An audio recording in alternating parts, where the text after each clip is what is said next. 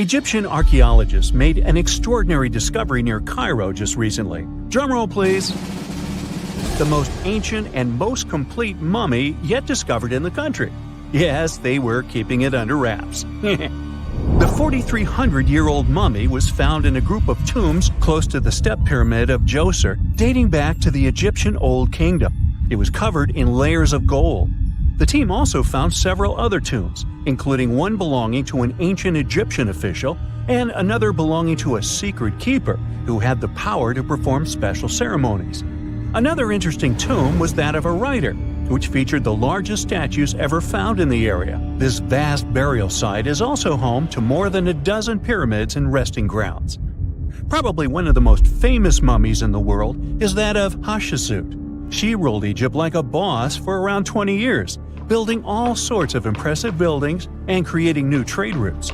But when archaeologist Howard Carter found her tomb in the Valley of the Kings, her sarcophagus was empty. However, Carter did find 2 coffins in another tomb, one of which belonged to Hatshepsut's wet nurse and the other to an unknown woman. In 2006, a team of specialists decided to investigate whether that mysterious lady was the queen herself. They found a molar tooth in a wooden box with Hatshepsut's name on it, and when they compared it to a gap in the mummy's mouth, it was a perfect match. Ramses II was a pretty impressive ruler, but it was his mummy that eventually made history. Now, we don't hear too much about his daddy. Okay, I'll stop. Ramses is considered to be the most powerful pharaoh in all of Egypt, as he reigned for a whopping 6 decades. He also lived to be over 90 years old. Now that's pretty amazing, considering the time he lived in. Ramses II supposedly had over 100 offspring too. Talk about a big family. When he passed away, his body was originally buried in the Valley of the Kings, but some sneaky guys tried to rob his tomb of all his treasures. Officials back in the day weren't having any of that though, so they moved his body to a secret location to keep it safe. Fast forward to the 1800s, and Ramses II's mummy was discovered along with a bunch of other rulers and important officials. But it wasn't in the best condition, so archaeologists flew it to Paris to get it, pampered. Problem was, he couldn't just be transported into another country. The only solution available was to give Ramses II his own passport. His occupation was listed as king, and the document even featured his photo. Most mummies aren't necessarily known for having the most hydrated skin. But that of an ancient woman, also known as Lady Dai, proves otherwise. No, not that Lady Dai. This wealthy lady from ancient times was discovered in an ornate tomb in 1971, and she looked fabulous, if we can say so about a mummy. Thanks to the special conditions in her tomb, like the moisture in the environment and the lack of oxygen, her body was almost perfectly preserved. Her skin was soft, her hair was on point, and she was still flexible. The museum that now proudly displays her mummy also shows a ton of fancy items that were buried with her, like dinnerware and musical instruments.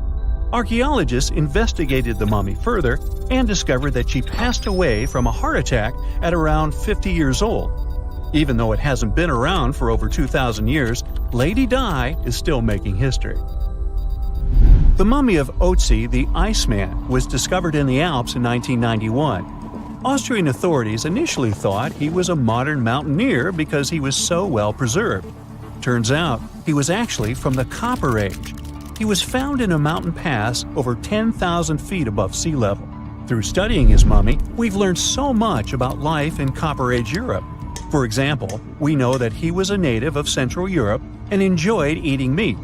He also suffered from arthritis, narrowing arteries, and intestinal problems. But he likely used acupuncture and medicinal herbs to treat these conditions. And apparently, he was pretty handy with tools.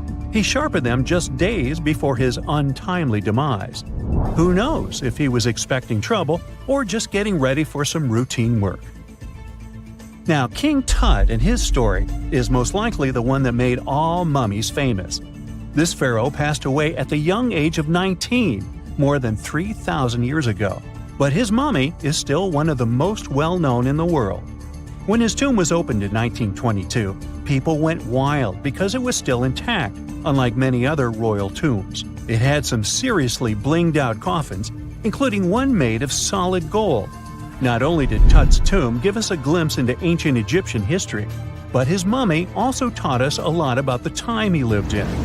DNA analysis helped identify his parents and revealed that the pharaoh had a rare bone disorder that might have made walking a bit tough. Now, Ginger is most likely one of the coolest mummies you'll ever hear about. He's like a time traveler from 5,000 years ago who's still looking fly with his golden hair and perfectly preserved nails. Ginger was discovered in Egypt and is believed to be the earliest known mummified body. Before people even knew about mummification, they used to place bodies in shallow graves in the hot, dry sand. And since the sand absorbed all the water, bacteria couldn't reproduce and the body was preserved naturally. Now, scientists are not sure if Ginger's preservation was intentional or not, but since he was buried with some pottery vessels, it's likely that whoever buried him knew some serious preservation techniques. If you want to meet Ginger in person, he's currently chilling at the British Museum. One Dutch art collector bought a statue from Asia and ended up finding a weird discovery. The statue contained a mummy hidden inside. Unfortunately, the body was too fragile to move, so they had to leave it there. The coolest part is that this mummy is over 1,000 years old and was on display for 200 years before being encased in the statue. When scientists did a CT scan, they found out that the mummy was filled with paper scraps covered in writings.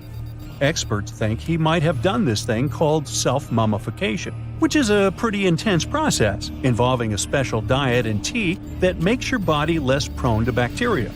Only a few people could handle this ritual, and those who managed to do that were seriously respected. No other Egyptian queen has baffled scientists and historians like the stunning Nefertiti. Based on her statues, she was known for her slender neck, wide eyes, and high cheekbones. Her name translates to "the beautiful woman has come." Talk about living up to your name, huh? Even though she wasn't a pharaoh herself, Nefertiti still managed to leave a lasting impression. Written records suggest that, as a wife and queen, she held an incredibly influential role. Because of her power, she was indeed admired, but she also managed to make quite a lot of enemies throughout her life.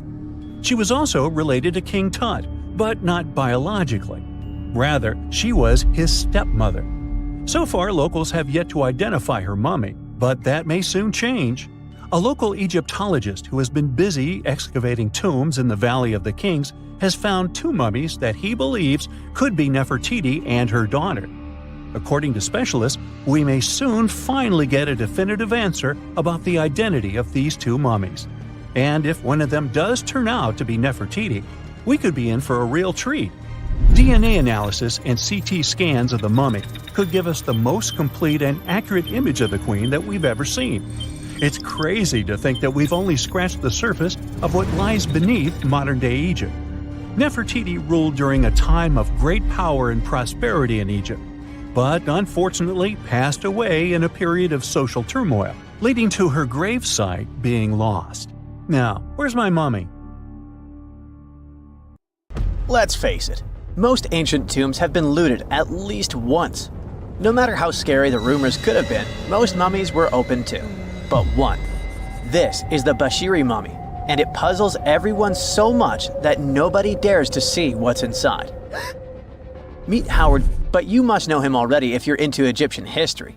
He's primarily famous for discovering King Tut's tomb back in 1922.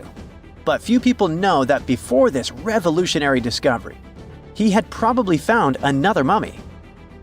It happened in 1919, and it goes by several names, either the Bashiri mummy or the Mummy of Pacheri, or the Untouchable One.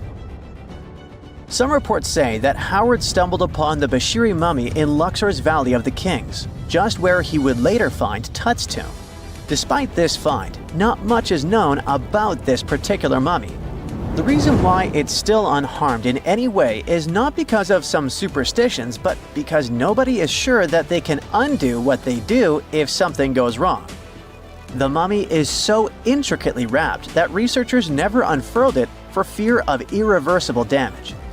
The golden rule of anyone who works with antiquities: if you're not sure you can't make it better or preserve it unchanged, do not touch it. history knows many examples of ancient relics ruined beyond repair, say Ecce Homo, or smiling statue restoration. The delicate fabric that covers the mummy's face has this cool design that kind of looks like a pyramid. The researchers are not 100% sure, but this might be the only one of its kind with that embalming style. But without knowing the ancient technique, it's next to impossible not to ruin the mummy while unwrapping and wrapping it back. Back in the day, people, both experts and looters, would unwrap mummies for all sorts of reasons, mostly to study them. Luckily, these days, we have advanced tech that lets us check out what's inside a sarcophagus without having to unwrap anything. After taking a closer look at the Bashiri mummy, researchers figured out that it belonged to a man who was around 5.5 feet tall and lived during the Ptolemaic era, which makes this mummy roughly 2,300 years old. The Egypt Museum shared that the X-ray scan also uncovered an inscription of the guy's name, but it's a bit tricky to tell if it says Pacheri or Nenu, adding to the intrigue. The museum also pointed out that the fancy casing the mummy is in features all sorts of decorated scenes. You can see the mummy lying on a bed, flanked by deities Isis and Nephthys, along with the 4 sons of Horus. Plus, there are 2 images of the funerary god Anubis at the feet of the casing. By the way, Bashiri mummy is not the only one that has remained untouched. This is Isetemkheb, and Gaston Maspero, a French archaeologist, made the decision to leave her mummy untouched, wanting to keep her resting peacefully since she was in such amazing shape. He did mention, though, that her tomb had been raided long ago. Thanks to some X-ray work, we learned more about the mummy.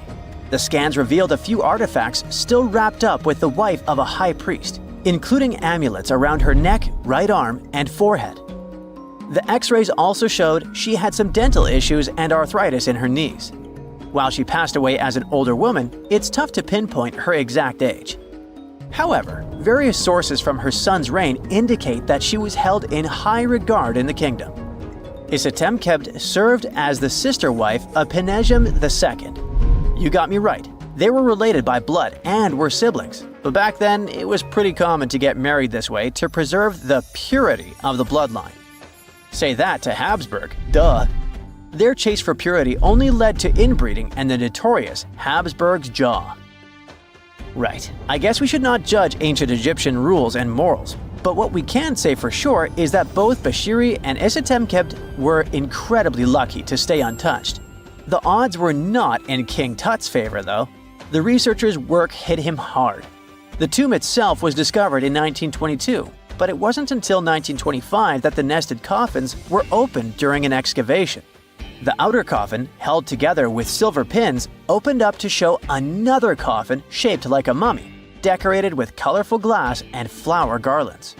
There were worries about the king's mummy because it had been exposed to moisture. The middle coffin was pretty heavy and didn't have any handles, so they had to be super careful taking it out. Inside the innermost coffin, which was solid gold and wrapped in a red cloth, they found the royal mummy, and this all went down on October 28, 1925. Tutankhamun's mummy, measuring about 6.07 feet, fit snugly into the innermost coffin, which was 6.17 feet long. You can already tell there was a problem, right? Imagine how hard it is to extract something as fragile as an ancient dried-up mummy, especially when there's not much room for maneuver.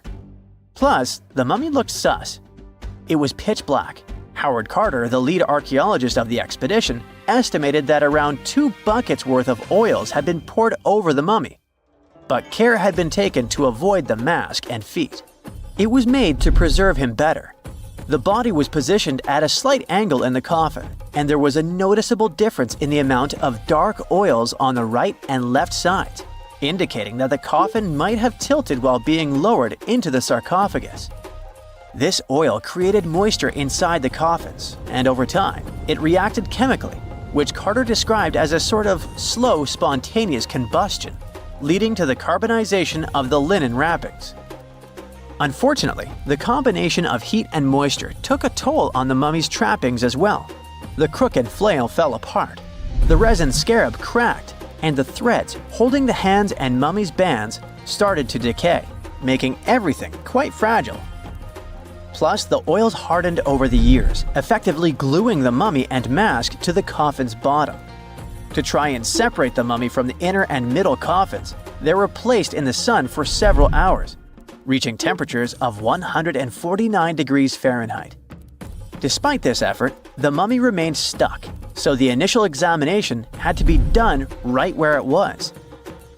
The first part of Tutankhamun's mummy the researchers checked out was his lower legs and feet, meaning they started the examination from the bottom up. As they peeled back the bandages, they uncovered the first of many treasures wrapped up with the king. They took their time to carefully document and photograph everything they found. The inner layers of bandages were in pretty bad shape, mostly turning to dust, making it tough to figure out how everything was originally wrapped. Still, the overall methods matched what was seen in other nobles' mummies from that time. Lots of folded linen pads were used to shape the torso and thighs. The outer and inner bandages were made from fine linen, while the middle layers were coarser. They had some intricate bandaging around the shoulders and chest with a similar style around the groin. Each limb, along with fingers and toes, which were fitted with gold caps, was wrapped separately. Tutankhamun even wore gold foil sandals on his feet. They hoped to separate the mummy from the coffin by removing the outer bandages, but the resins had stuck the body to the coffin. So, the researchers ended up chiseling it out. To do this, they had to cut the torso in half at the hips and disarticulate the arms to continue unwrapping. Each part was treated with hot paraffin wax for stability, and later the hands and feet were reattached with resin. Finally, they used hot knives to detach the head from the mask. To check the teeth, it was decided to make an incision around the jaw and neck, which was later fixed with resin. So technically, the scientists did all they could to preserve the mummy, but still, in a way, it ended up being damaged beyond repair. What do you think? Should they have left it in the coffin? Or did they do the right thing? Let us know in the comments. Miles and miles of yellow sand, treeless mountain ridges, and scorching hot sun over your head.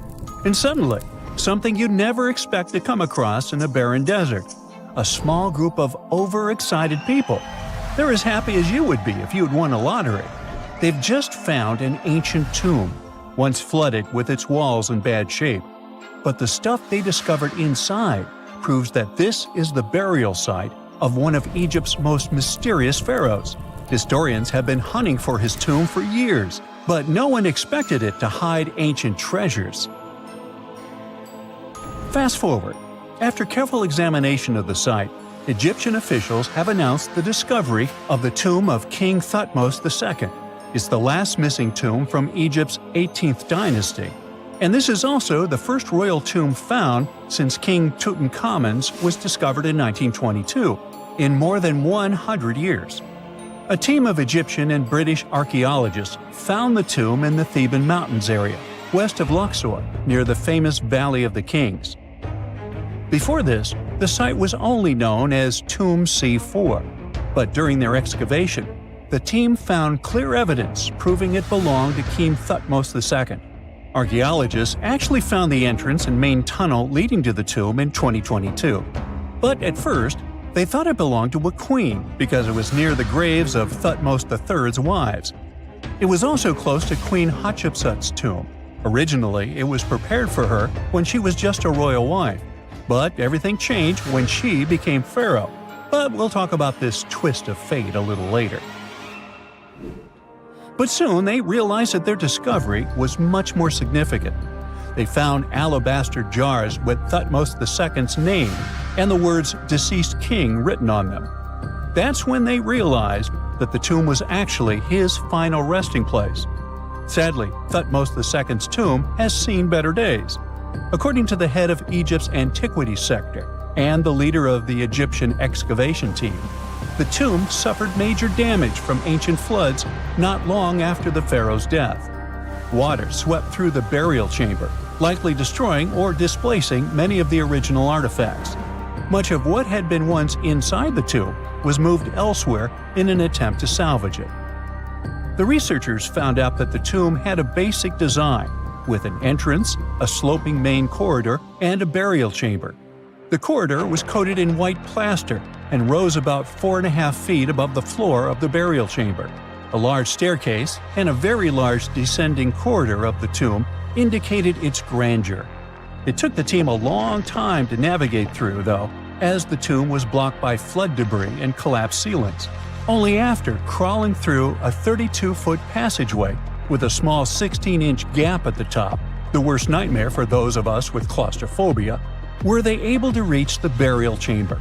There, they were in for another surprise. They cleared the debris, expecting to find the crushed remains of a burial beneath. But the tomb turned out to be completely empty, and it was not due to robbery.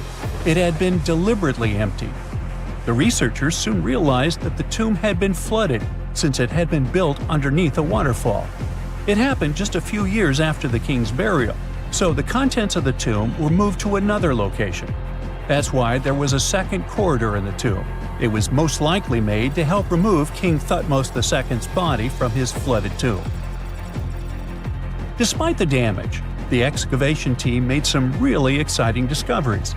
They found traces of mortar decorated with blue inscriptions, yellow stars, and fragments from the Book of Amduat, one of the most significant funerary texts in ancient Egypt. The book was meant to guide the deceased through the underworld, ensuring a safe journey to the afterlife. Now, how about we sneak a peek at ancient Egypt's 18th dynasty? It was all about conquering lands, expanding the empire, and building jaw-dropping monuments. Some of the biggest names from that era, Thutmose I and Thutmose III, both legendary warrior kings who left their mark in history. Thutmose I was a fierce fighter who led major military campaigns, pushing Egypt's border further south than ever before, all the way to the fourth cataract of the Nile. His victories gave Egypt access to new trade routes, stronger political ties, and more wealth. His conquests were so significant that they were recorded in the tombs of his top officials. Thutmose III, sometimes called Thutmose the Great, took things even further. He was not only an incredible military strategist, but also the commander of Pharaoh Hatshepsut's armies before becoming king himself. He led between 17 and 20 military campaigns, winning every single one and expanding Egypt's empire to its peak. He even created the world's first navy. Thutmose III is often remembered as Egypt's greatest warrior pharaoh. And sandwiched between these two powerhouses was Thutmose II, a pharaoh who doesn't get nearly as much attention. Hey, the middle child, right? His reign lasted only about 5 years before he passed away at around age 30 in 1479 BCE. He is kind of a mystery. No one really knows what he accomplished. For the longest time, even the location of his burial site was totally unknown. His body was actually found in the 19th century. It was just lying around in the mortuary temple of Deir el-Bahari, in a secret chamber where priests used to hide royal mummies centuries after their original tombs were looted by grave robbers. In other words, Thutmose II's body must have been moved from his original resting place at some point in history to protect it. During his lifetime, Thutmose II made at least one major impact on Egyptian history. He married his half-sister, Hatshepsut. That might not sound like a big deal, but it helped her become Egypt's greatest female pharaoh after he passed. The catch? She kept her stepson, Thutmose III, off the throne for decades. When he finally took power, he erased her name from history out of spite. And still, Hatshepsut is one of Egypt's greatest pharaohs, no matter if you're talking about a man or a woman. She brought a lot of wealth and art to Egypt. She led a big trading trip to a place called Punt, where she brought back things like gold, ebony, and incense. She also made sure her name lasted by building amazing structures that we can still see today. At Karnak, she added huge obelisks. One of them is still standing tall. She also was the one to build the Temple of Deir el-Bahari with its countless columns. She was buried there.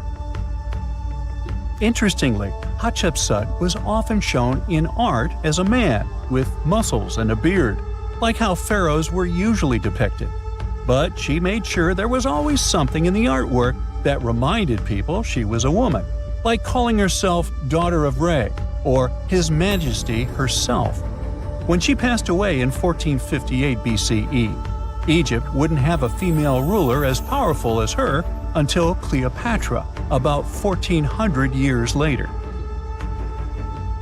According to Egypt's Supreme Council of Antiquities Secretary General, isn't that a mouthful? Hatshepsut's name actually appears in Thutmose II's tomb, meaning she might have even handled his burial.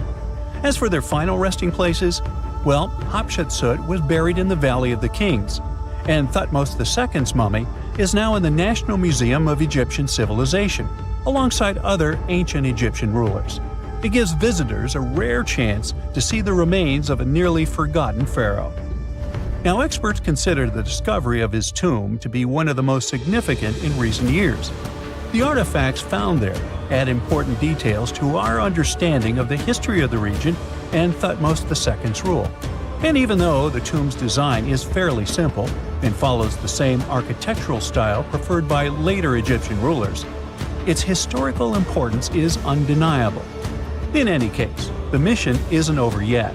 Archaeologists are now focusing on solving another mystery.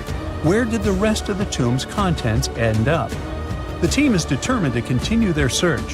Who knows what other secrets they will uncover that have remained hidden beneath the sands for thousands of years.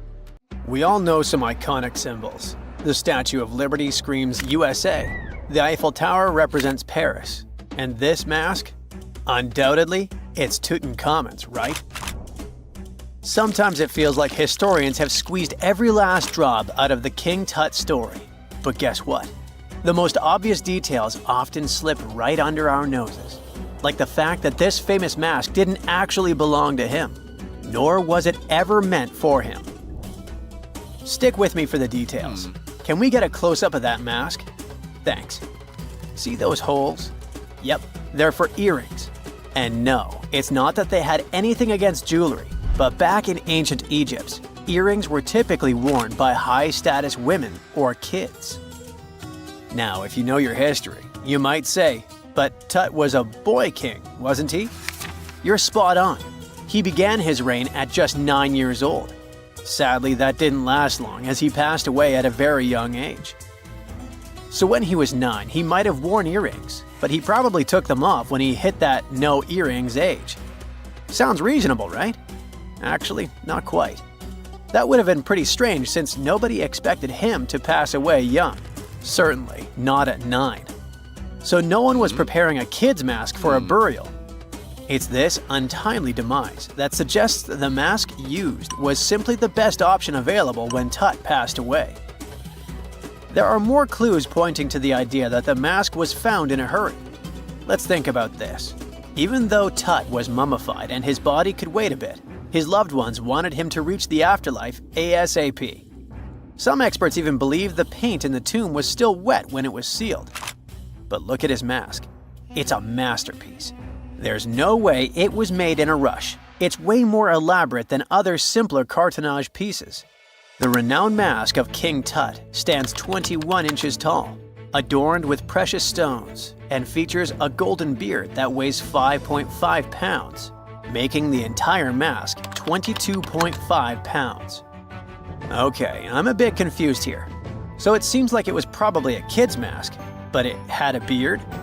I've never seen a 9-year-old with a goatee, and I'm guessing you haven't either. Just think about it. A grown man's face compared to a kid's face. Fun fact for you, our faces pretty much stopped growing at the age of 16, so by 19, Tut would have definitely had the face of an adult man. Can you imagine trying to fit a relatively small kid's mask on a grown man? That would have been super embarrassing, and no one would have let that happen. Right, let's dismiss the kid's theory. Now, the second option, if you remember, is that the mask could have originally belonged to a woman. This is where the beard theory comes into play. Some researchers believe the beard might have been added later on. Here's another twist. What if the mask was actually made for Nefertiti herself, who ended up maskless? In this case, there are two discoveries. Two birds with one stone. For now, it sounds like a conspiracy theory, I know. But let's give it a shot and delve deeper into the details. So, Tut passed away in around 1323 BCE, probably due to malaria. He had other health issues too, like when he broke his leg, and records suggest he wasn't in the best shape. As for Nefertiti, we have no solid data about her demise. Plus, nobody knows exactly when or where she was buried. The supposed year when she passed away is around 1330 BCE, but she could have lived longer, and the mask was intended and prepared for her. Or maybe they just took her mask right from the burial chamber. After all, they were family. Well, sort of. She was said to be his stepmom, having been married to Akhenaten, who was likely Tut's father. But this is not 100% accurate. Some scientists doubt it. Ah, these ancient Egyptian families. It's hard to keep track of who's who. I know, you're not yet convinced that Tut wore a lady's mask. Let me share one more theory with you. Meet Howard Carter, the enthusiastic archaeologist who discovered Tutankhamun's tomb. It was located in the Valley of Kings outside Luxor and, to everyone's surprise, was nearly intact. When he entered, he noticed something odd. This didn't feel like a pharaoh's burial chamber. It was classy and all, but it had a vibe that suggested it was made for a woman. Typically, Egyptian pharaohs had larger tombs that suited them better, and even more strangely, it was oriented to the right of the entrance. This didn't add up. That orientation was typical for female chambers, which Egyptian queens used. Another red flag was that the chamber appeared to have been built in stages, and all the artifacts, around 2,000 of them, seemed hastily placed there. Even more curious, they looked like they were meant for other royals. Carter discovered this burial site in 1922, but it remained a mystery as to why it was so bizarre. Almost a century later, Nicholas Reeves thought he may have solved the puzzle. He claimed that King Tut might not have been the original resident of the tomb. Instead, he suggested that the undisturbed resting place of the legendary Queen Nefertiti could be hidden behind the walls of the boy king's burial chamber. Nicholas studied high-resolution photos for months, meticulously examining every pixel. One day, he focused on detailed scans that revealed the texture of the tomb's walls beneath layers of paint. He spotted what he believed to be outlines of two doorways that had been blocked and plastered over to hide them from view. The more he looked, the more it seemed real. Could it be a tomb within a tomb? Nicholas theorized there was a hidden storeroom behind the western wall of King Tut's tomb, and his chamber might just be the outermost section of a larger corridor-style network of rooms. It all sounds fancy, but sorry to break it to you. Reeves' theory was debunked. To find out if he was onto something, experts had to use ground-penetrating radar to see the unseen. Reeves' idea was that if there were gaps, it could indicate the presence of additional rooms. And at first, in 2015, one expert even thought he had found a hidden room. But the glory didn't last for long. A year later, after double-checking, it turned out there were no hidden doorways. By the way, Nefertiti isn't the only legendary woman from Egypt whose burial site remains a captivating mystery. There's a cool legend about Cleopatra that you might enjoy. It's said that she once declared, "No man will ever find my tomb." Kind of fitting, right? After all, the person who's come closest to uncovering her final resting place is a woman. Fast forward a few millennia after she passed away, and while no man has located it, archaeologist Kathleen Martinez believes she might have cracked the code.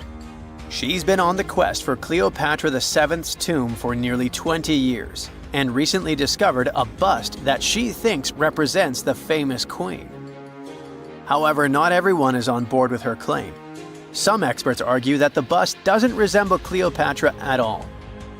Alongside this intriguing marble statue, Martinez's team also unearthed 337 coins, some of which, less controversially, feature Cleopatra's likeness. But the real part is that it's still not officially confirmed. There's no doubt about the existence of the small bust. It's carved from white marble, fits in one hand, and shows a woman wearing a royal crown, according to a translated statement from the Egyptian Ministry of Tourism and Antiquities. The big question, though, is who it actually depicts. While Martinez insists this statue is a representation of Queen Cleopatra VII, many other archaeologists argue that the facial features don't match, suggesting it likely belongs to a princess instead. Sorry, I can't resist the temptation of breaking the magic for a moment. Some folks believe that the whole idea of "no man will find my tomb" is misunderstood. Even if she did say it, what she probably meant was "no living soul," and it wasn't about gender at all. It can as well be just a beautiful legend. Toodaloo! You find yourself in Africa, land of unique wildlife, home to a great variety of cultures and languages, and, first and foremost, host to the world's largest hot desert, the Sahara. It's daytime, and you are thirsty for some water and shade. You've been walking for days, trying to find one of those precious-looking oases. You feel you're near, but the horizon just keeps stretching and stretching. Your mind is tired, and your body is feeling all the heat. It's like you've eaten a full plate of hot pepper and then some more, judging by how much you're sweating. And when I say hot, think 100 degrees Fahrenheit hot, on average. No wonder this is happening. After all, you find yourself in the world's biggest hot desert. Now, I say hot desert since the biggest deserted landscapes are actually the cold ones, located in Antarctica and the Arctic. I see Antarctica's frozen desert is more or less the size of 1 million LAXs. Yep, the Los Angeles International Airport. The Arctic desert is just a bit smaller than that. Now, in case you don't know, the Sahara Desert is located in northern Africa, stretching from the Atlantic Ocean all the way over to the Red Sea. It occupies an area large enough to place approximately 100,000 Disney World theme parks side by side. According to scientists, its boundaries are expanding. Deserts usually form in the subtropics because of what's called Hadley circulation. The air rises at the equator and descends into the subtropics. This circulation of air has a drying effect, which helps the formation of desert landscapes. Since the 1920s, the Sahara is considered to have expanded by over 10%. How is this happening? Well, let's start from the beginning. You probably know the Sahara Desert as one of the most inhospitable places on Earth today. Just FYI, for a place to be considered a desert, it has to receive less than 4 inches of rain per year. Due to the very small precipitation index, deserts are usually dry and arid places. There is little humidity in the air, and daytime temperatures can go as high as 130 degrees Fahrenheit. Usually, there isn't that much animal and plant life because of the lack of water. But in the Sahara's case, it wasn't always like that. It may be difficult to imagine northern Africa without the tons of sand it has today. But about 20,000 years ago, the Sahara was actually one big oasis. Recent discoveries show clear evidence of what the scientists now call the Green Sahara. In the mid-1800s, a German explorer crossing the Sahara encountered some paintings and engravings that nomad artists had left behind. What he saw in those paintings looked nothing like his actual surroundings. Instead of an arid landscape with only camels and desert vegetation, the rock paintings depicted jungle animals like giraffes and hippos.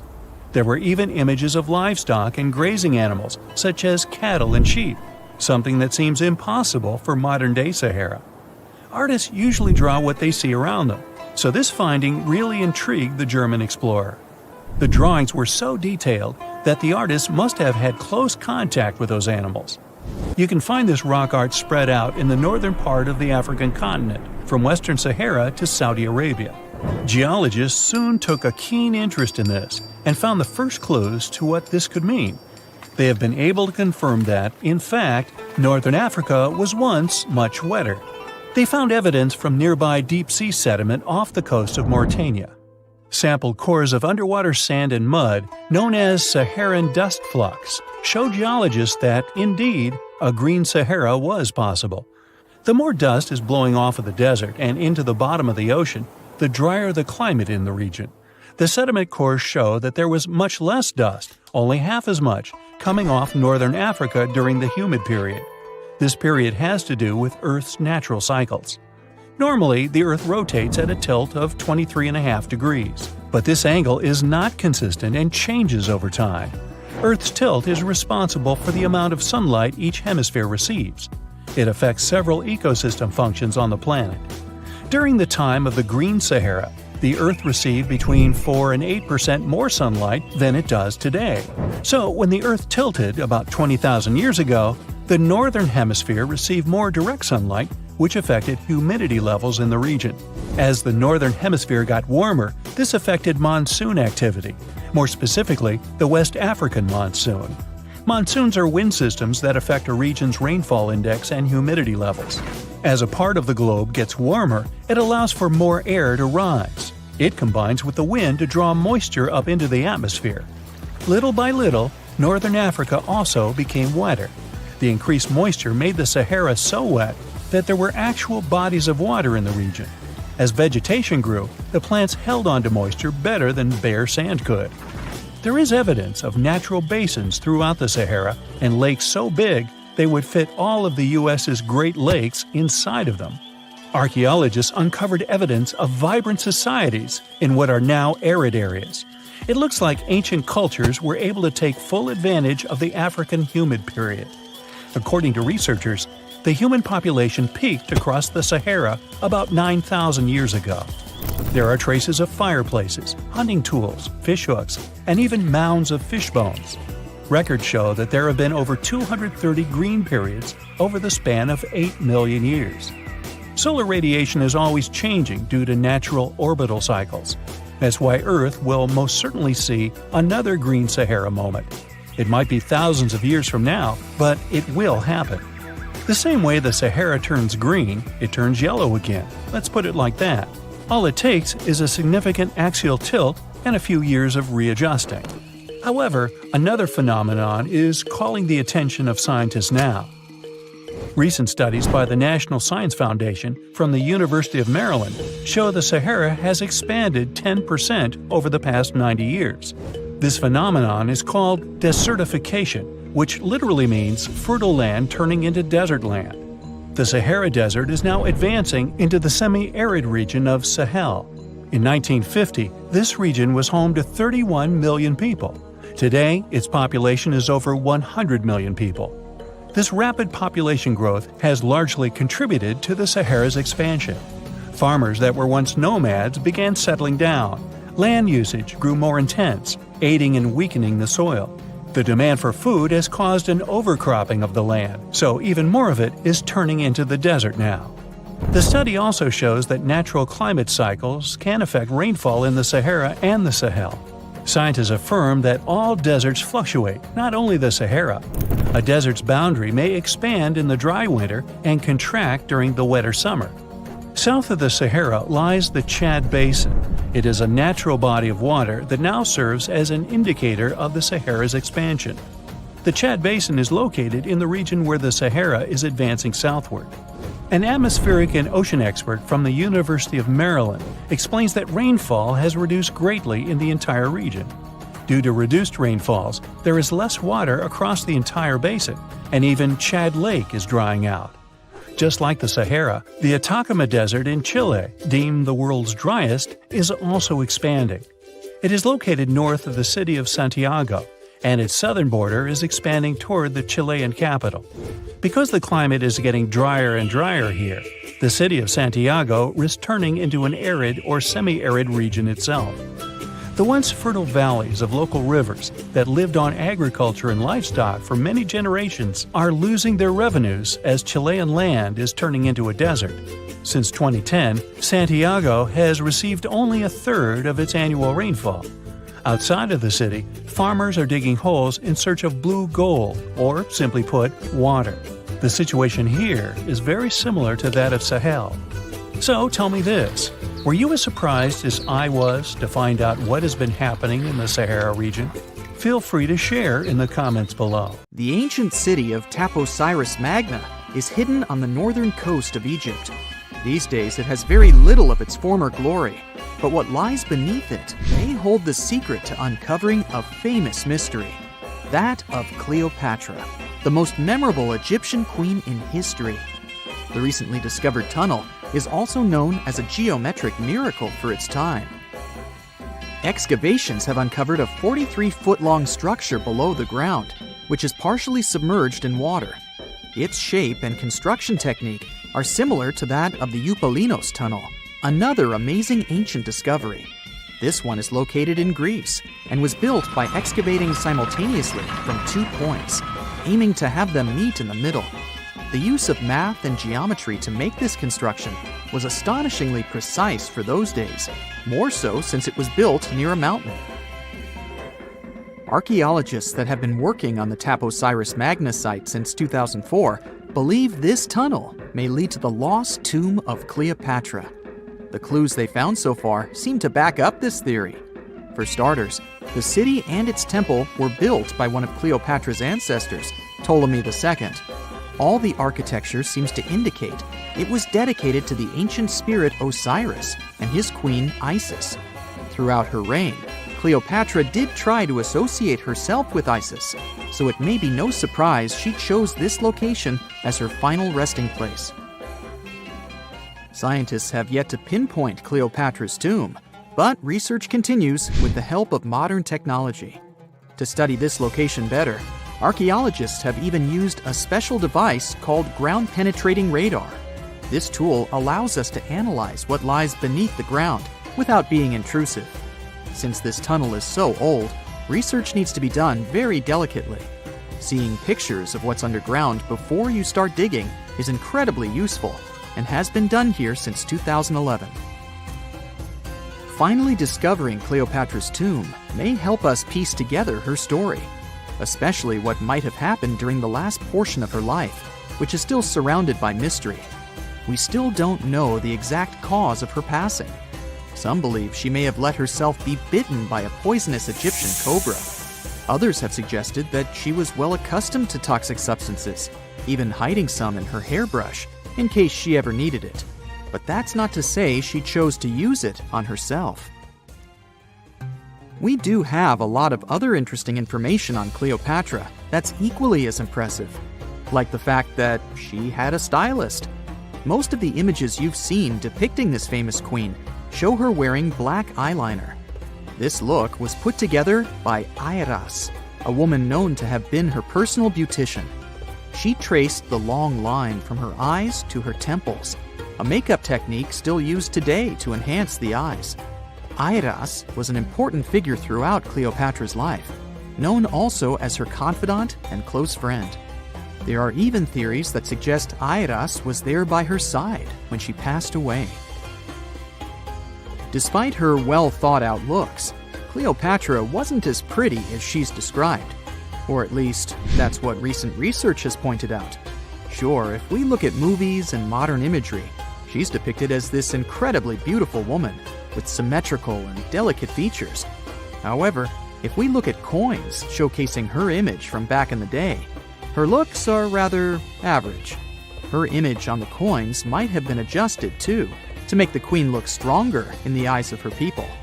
So there is no trusted source available to confirm her image, but her description in most pieces of ancient literature speaks of her other qualities, like her voice and personality, not of her beauty. Cleopatra might have been the most famous Egyptian queen to this day, but she wasn't the first choice. She did have an older sister, Berenice, that was initially supposed to take the throne. Berenice passed away before she could do that, so Cleopatra took on the role and began investing in her education. She traveled throughout the country quite frequently, so she could become accustomed to her people and their needs. She was only 18 when the responsibilities were passed down to her, and immediately gained popularity because of her intelligence and education.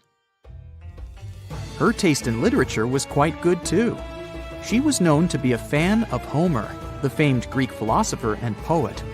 Cleopatra loved to write as much as she loved to read.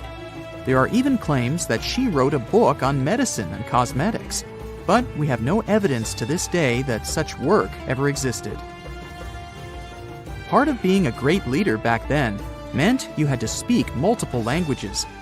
Cleopatra clearly understood that, and that's why she's rumored to have known many languages to varying degrees. Some archaeologists suggested she spoke Greek, Egyptian, and Ethiopian, as well as many Arabic dialects. She might have even spoken Latin, but there's little evidence to support this claim. She might not have had angelic looks, but Cleopatra was really careful with the way she looked, even with her diet. She was known to have enjoyed simple meals, including a variety of fish. Since she lived close to the Mediterranean Sea, it's really no surprise. As a treat, she liked to eat stuffed pigeons, which she also served to her guests. Other dishes on the menu included vegetables and fava bean soup. Fruits and nuts weren't missing from her diet either, and she was also a big fan of honey. Recently, a team of experts has even tried to recreate her famous perfume. Think of it like the ancient equivalent of Chanel No. 5. Cleopatra was known to be a fan of luxurious scents, which she believed could even influence how people treated her when they met. The basis of this scent is myrrh, a resin gathered from a local tree. Other ingredients added to the mixture were also found back in the day, like cardamom, olive oil, and cinnamon. The results may not be quite as delicate as the perfumes we know and use today. Its consistency was way thicker, and the scent lasted way longer. When she was at the height of her power, Cleopatra might have been the richest person in the world. Back in the day, she ruled over a territory that stretched across the Mediterranean, from modern-day Libya in the west through Egypt to Syria in the east. This is the largest territory ever ruled over by a woman. In today's currency, her worth might have been somewhere around $95 billion. The calendars we use today may have been introduced by Cleopatra herself. She presented the idea of leap years and leap days to Caesar, the Roman emperor she was known to have been close with. Taking her advice, Caesar made these adjustments part of the official Roman calendar. The ancient Egyptians already knew the year was longer than precisely 365 days.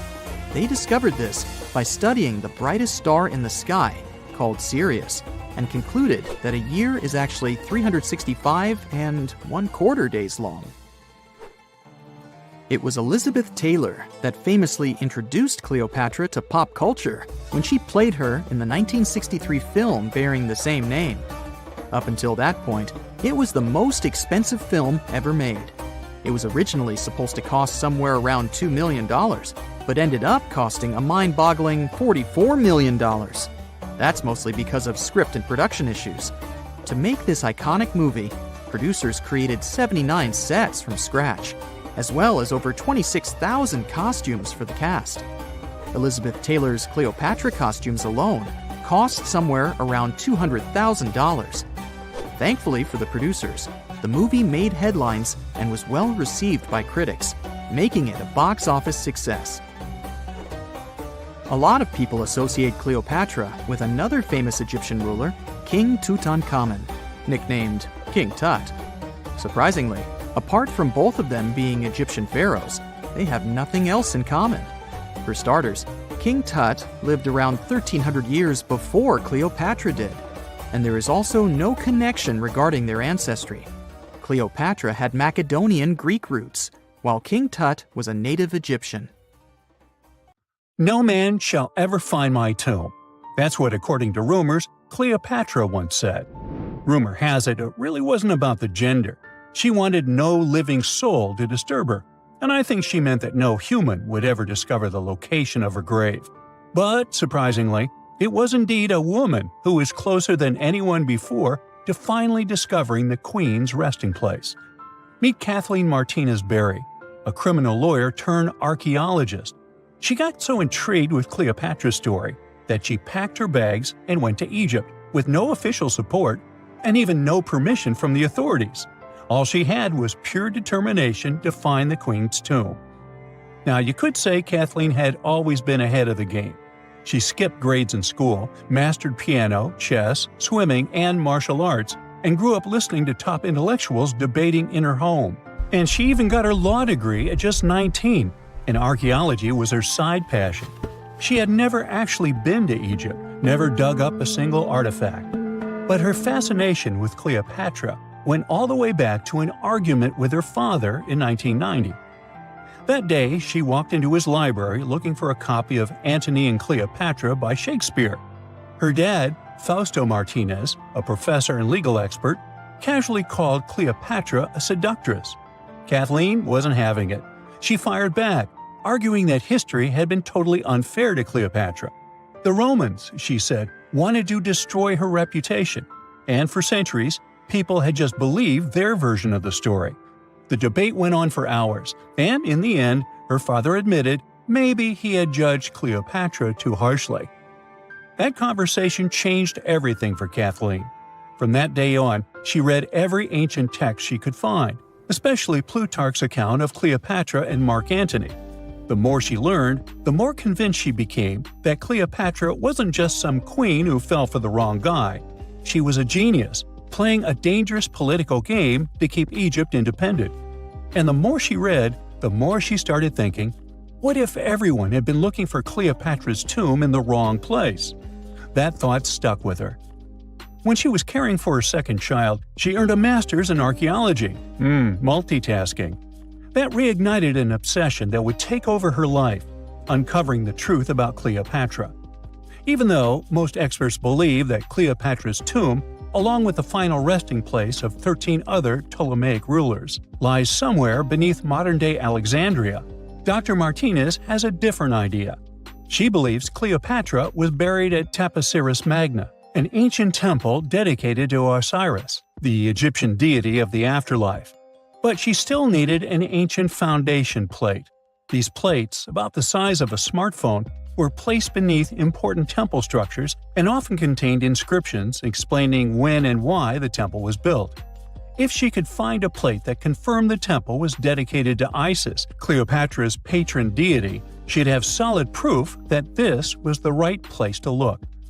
Nothing could deter Martinez. She excavated the entire temple site, digging deeper than anyone before her. Her team found coins with Cleopatra's name and face stamped on them. It meant Cleopatra had a direct connection to this site. Then, they uncovered something even more interesting. A tunnel used to bring water to people, leading straight from the temple into the Mediterranean Sea. So, if parts of the temple had already sunken into the water, could Cleopatra's tomb be down there too? Martinez needed proof to convince Egyptian authorities to let her search underwater. And, against all odds, she found the missing foundation plate. On it, the pharaoh offered a large area of Nubia to deity Isis. That was it, the confirmation she needed. The temple was indeed dedicated to Isis, proving her theory wasn't just speculation. If one temple was on land, Martinez suspected the second temple, possibly Cleopatra's tomb, had collapsed into the sea. She needed help from experts in underwater archaeology, so she reached out to Robert Ballard, the guy who discovered the Titanic. With support from the Egyptian authorities, she and her team began exploring the waters off the coast of Alexandria. And what they found was mind-blowing. Underwater, they discovered massive stone structures, some standing 6 to 10 feet tall, right where the coastline would have been thousands of years ago. They also found basalt blocks, the same material used in the statues from the first temple.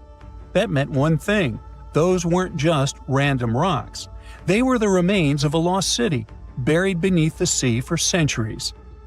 Now, we can only wait and see whether Martinez and her team will be able to unravel one of the greatest mysteries of the past left by the outstanding woman that was Cleopatra. Here's some backstory. After her father, Ptolemy VII, passed away, Egypt's throne went to both Ptolemy VIII and Cleopatra, or so it seemed. Cleopatra, just 18 at the time, allegedly married her 10-year-old brother. Yeah, ancient royalty had some different customs, though there's no solid proof of that. But sibling love didn't last long. Young Ptolemy decided he wanted all the power for himself and tried to push Cleopatra out. Forced to flee the country, she didn't just sit around feeling sorry for herself. She raised an army, ready to march back and take what was hers. That's how, at 21, she was already in the Sinai Desert, leading an army and planning her return to the throne. Now, by that time, Cleopatra had already been locked in a powerful political, and not only political, alliance with Julius Caesar. In June 47 BC, she gave birth to a son, Ptolemy Caesar, better known as Caesarion, who, many believe, was Caesar's child. But that didn't stop her from playing by Egyptian royal rules. And her husband number 2, her other brother, Ptolemy XIV. Yep, despite her ongoing affair with Caesar, Cleopatra married yet another sibling, because, in her world, keeping the throne in the family was the name of the game. Now, marriage aside, Cleopatra's bond with Caesar stayed strong. She even traveled to Rome with Ptolemy XIV for a state visit. But instead of playing the role of a dutiful queen, she stayed in Caesar's private villa by the Tiber River. But after Julius Caesar lost his life in 44 BCE on the Ides of March, Cleopatra's political standing became shaky. To make matters worse, her brother-husband Ptolemy XIV passed away soon after, and some suspect Cleopatra had a hand in it, leaving her as the sole ruler of Egypt. Meanwhile, back in Rome, Mark Antony was rising to power as Caesar's presumed successor. Wanting to size up the Queen of Egypt, he summoned Cleopatra, and she did not disappoint.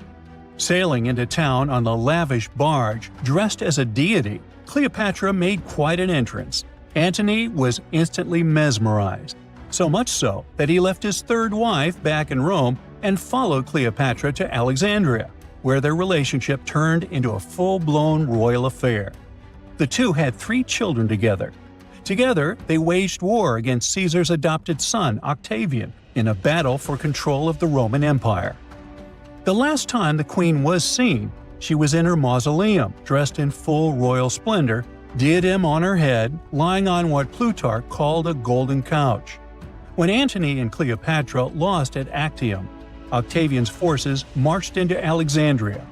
Cleopatra apparently knew the end was near, so she locked herself inside her mausoleum, surrounded by gold, silver, pearls, and priceless art. Those were the treasures she threatened to burn rather than let the Romans take them. Antony, meanwhile, wasn't going to let the Romans capture him alive. He wounded himself with his own sword, but before he passed away, he was carried to Cleopatra's side. She held him as he took his last breath in her arms. A little over a week later, Cleopatra made her own choice. Rather than face humiliation as Octavia's prisoner, she ended her life. Legend says it was the bite of a deadly asp, though history isn't quite clear on that. At the time, Cleopatra was only 39. Sounds like a rather full life to me.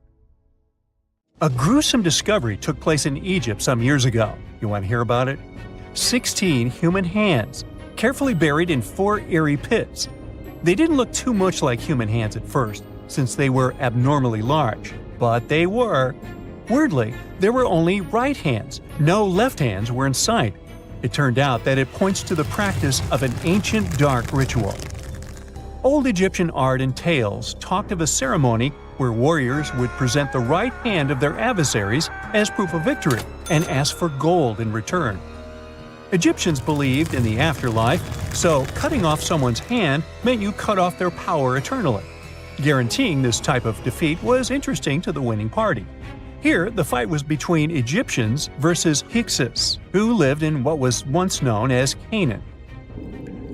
Egypt has always been the center of some history-changing findings, and some time ago, this papyrus was found. If we stretched it open, it would be just a tad bigger than the height of a skyscraper. The world's tiniest skyscraper, which is located in Wichita Falls, Texas. When humans didn't write on their notes app, they wrote on this thing, made from the medulla of a papyrus plant.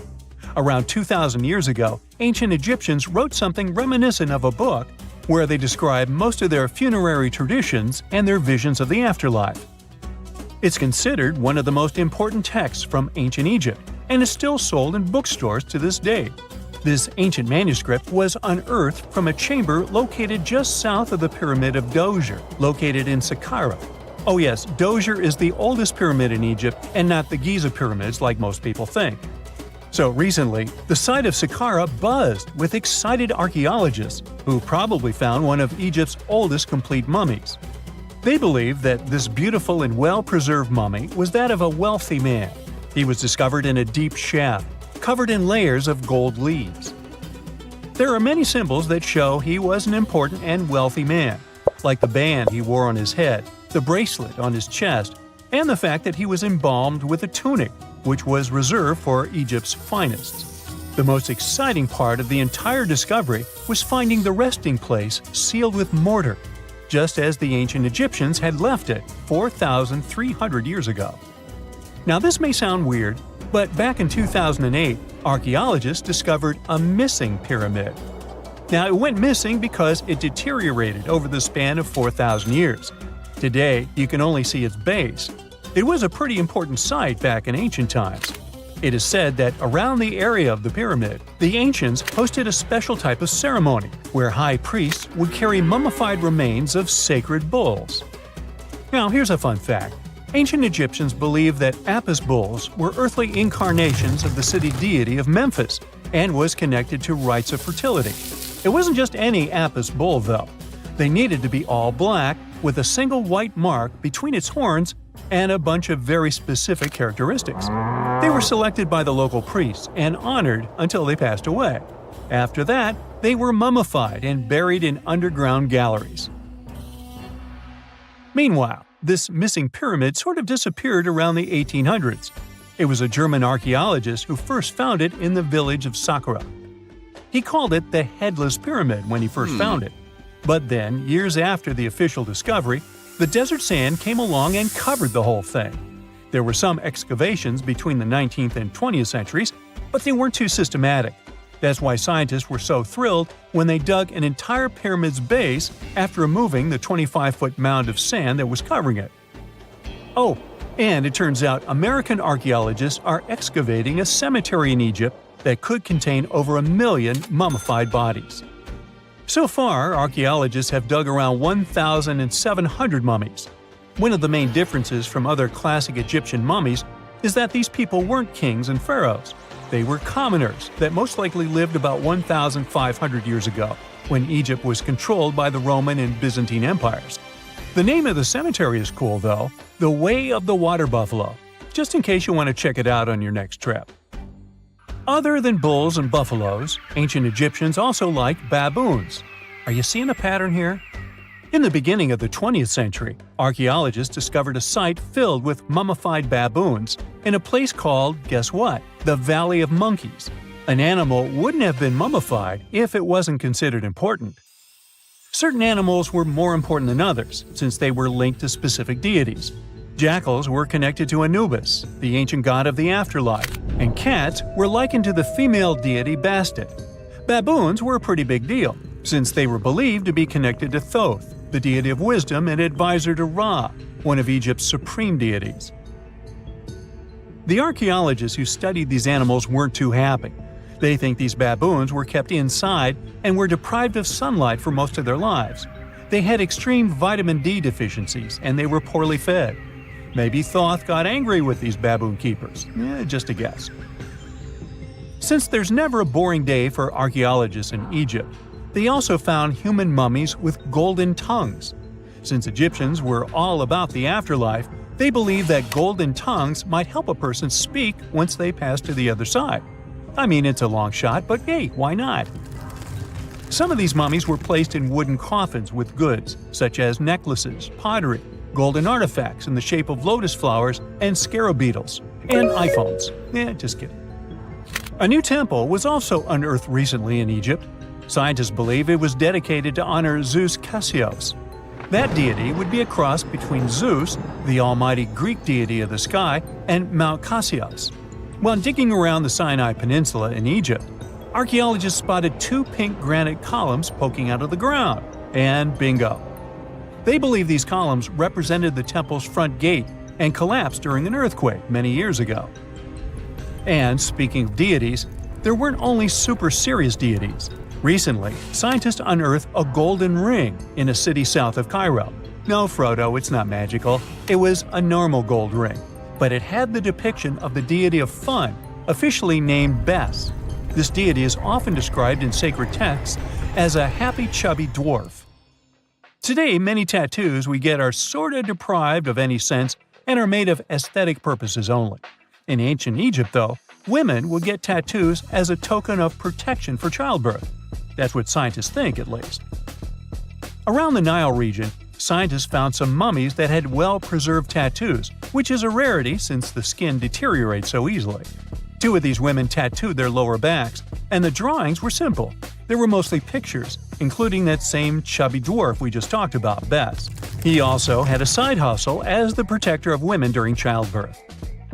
Now, would you believe me if I told you ancient Egyptians invented robots? No? Well, that's because that's not entirely true.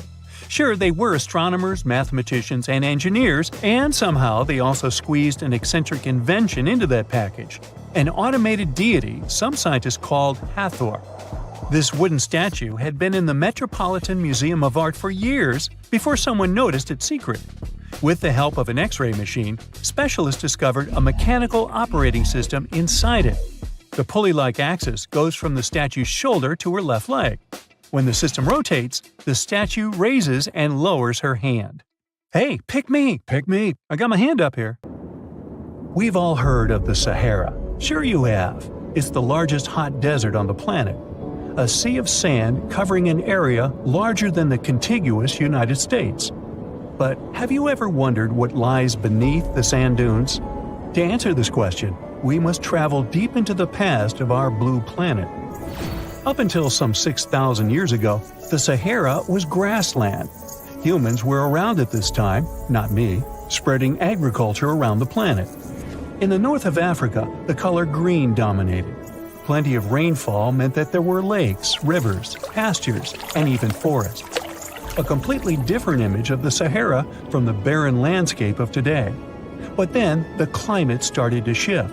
The region became parched, and the vegetation started disappearing. The wind did the rest. It took away the fine sediment after there were no plant roots to hold the ground together. Give it a couple thousands of years, and you get a familiar image of the Sahara. Sand and rocks stretching as far as the eye can see. But when it comes to volume, only a quarter of the Sahara is actually sand. The yellow sands of the Sahara are just one part of the story. The desert has many other features, such as gravel plains, salt flats, and plateaus. Makes you think if we understand the word desert correctly.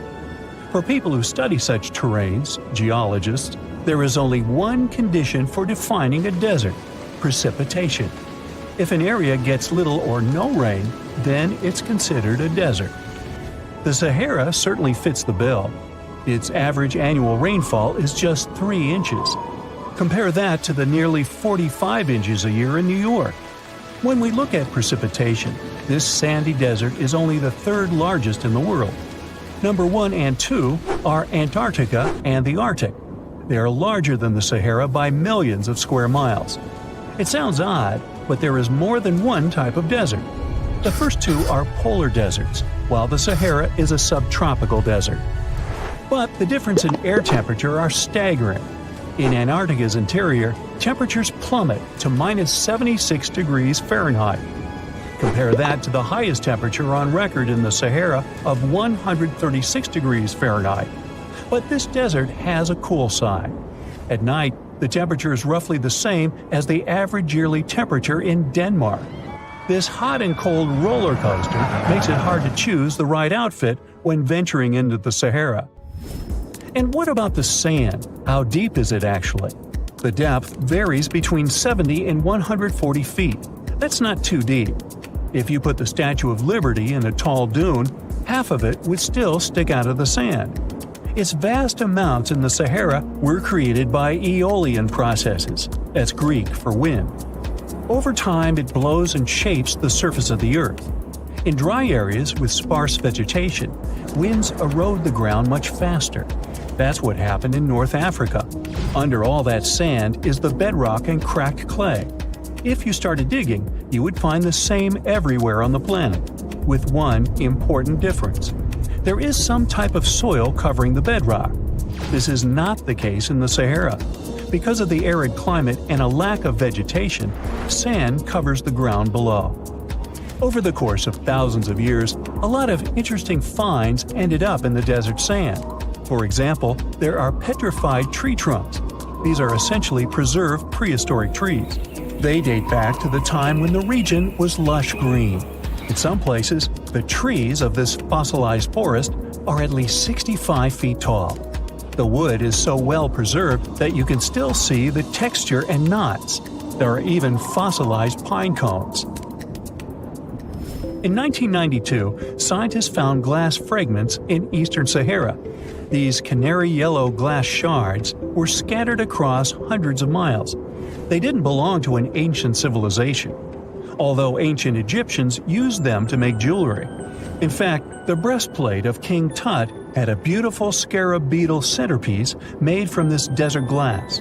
For a long time, scientists were puzzled about the true origins of these fragments. They finally concluded that the glass was around 29 million years old. It is an impact tape. If that sounds like it has something to do with the word impact, you are correct. These rocks are formed when a meteorite hits the surface of the Earth. This generates a lot of heat. Scientists estimate that the temperature needed to melt this mineral was close to 3,000 degrees Fahrenheit. Apart from the regular fine-grained sand, we also have melted sand in the Sahara. But the desert conceals other unlikely artifacts. Shark teeth are a common find in Morocco, which sits in the western part of the Sahara. What are the fossilized teeth of these marine predators doing in the middle of the desert? This part of the world looked entirely different millions of years ago. There was a sea cutting right through what is now a desert.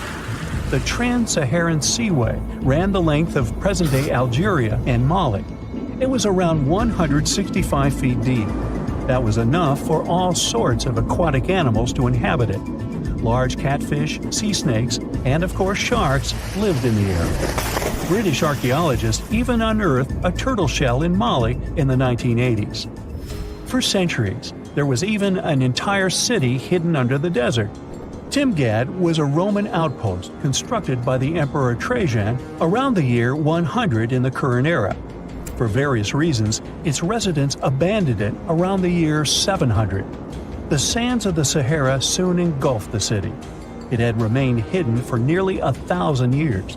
Then, in the 1700s, a Scottish explorer started digging out the city. His team first uncovered a sandstone triumphal arch 40 feet high, similar to the ones we can see in Rome and Paris today. An amphitheater soon popped out of the sand, and it was followed by well-preserved statues of Roman emperors. The Scotsman's find was so impressive that no one believed him at first. It took 2 more centuries for archaeologists to fully excavate the city during the 1950s. The site covers a surface as large as 10 polo fields. The ruins reveal the full mastery of Roman city planning. All the streets meet at a right angle in what is known as an orthogonal grid. You can find the same layout in modern cities such as New York. Historians estimate that during its heyday, 10,000 people called Timgad home. Different nationalities lived here, from Romans to people of African descent. Today, more than 2.5 million people live in and around the Sahara. They are spread across 11 countries in total, and their living space is growing. The desert is 10% larger than it was just a century ago. This process doesn't involve sand pouring out of the Sahara. The ecosystems on the edges of the desert simply change over time. The wind blows the soil away and vegetation dwindles, the perfect conditions for the formation of a desert landscape. These changes are happening in the Sahel, a region south of the Sahara Desert. That's why the African countries have recently come together for a project called the Great Green Wall. The primary goal is to stop the desertification of the Sahel and hold back the sands of the Sahara.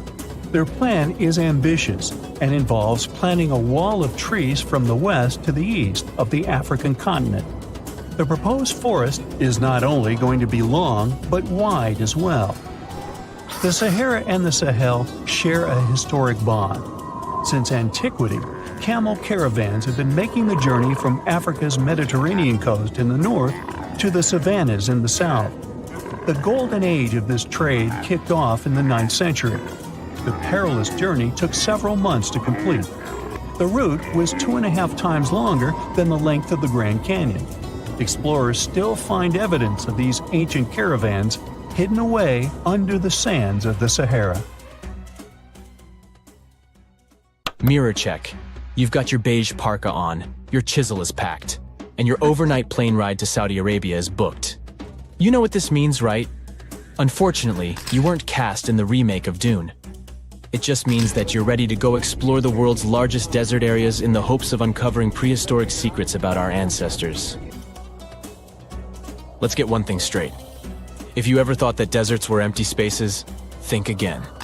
They might be filled with sand as far as the eye can see, but they also hold a lot of history, you know, because before humans settled down in cities and towns, we were nomadic people, and we traveled all around the globe looking for food, water, and shelter.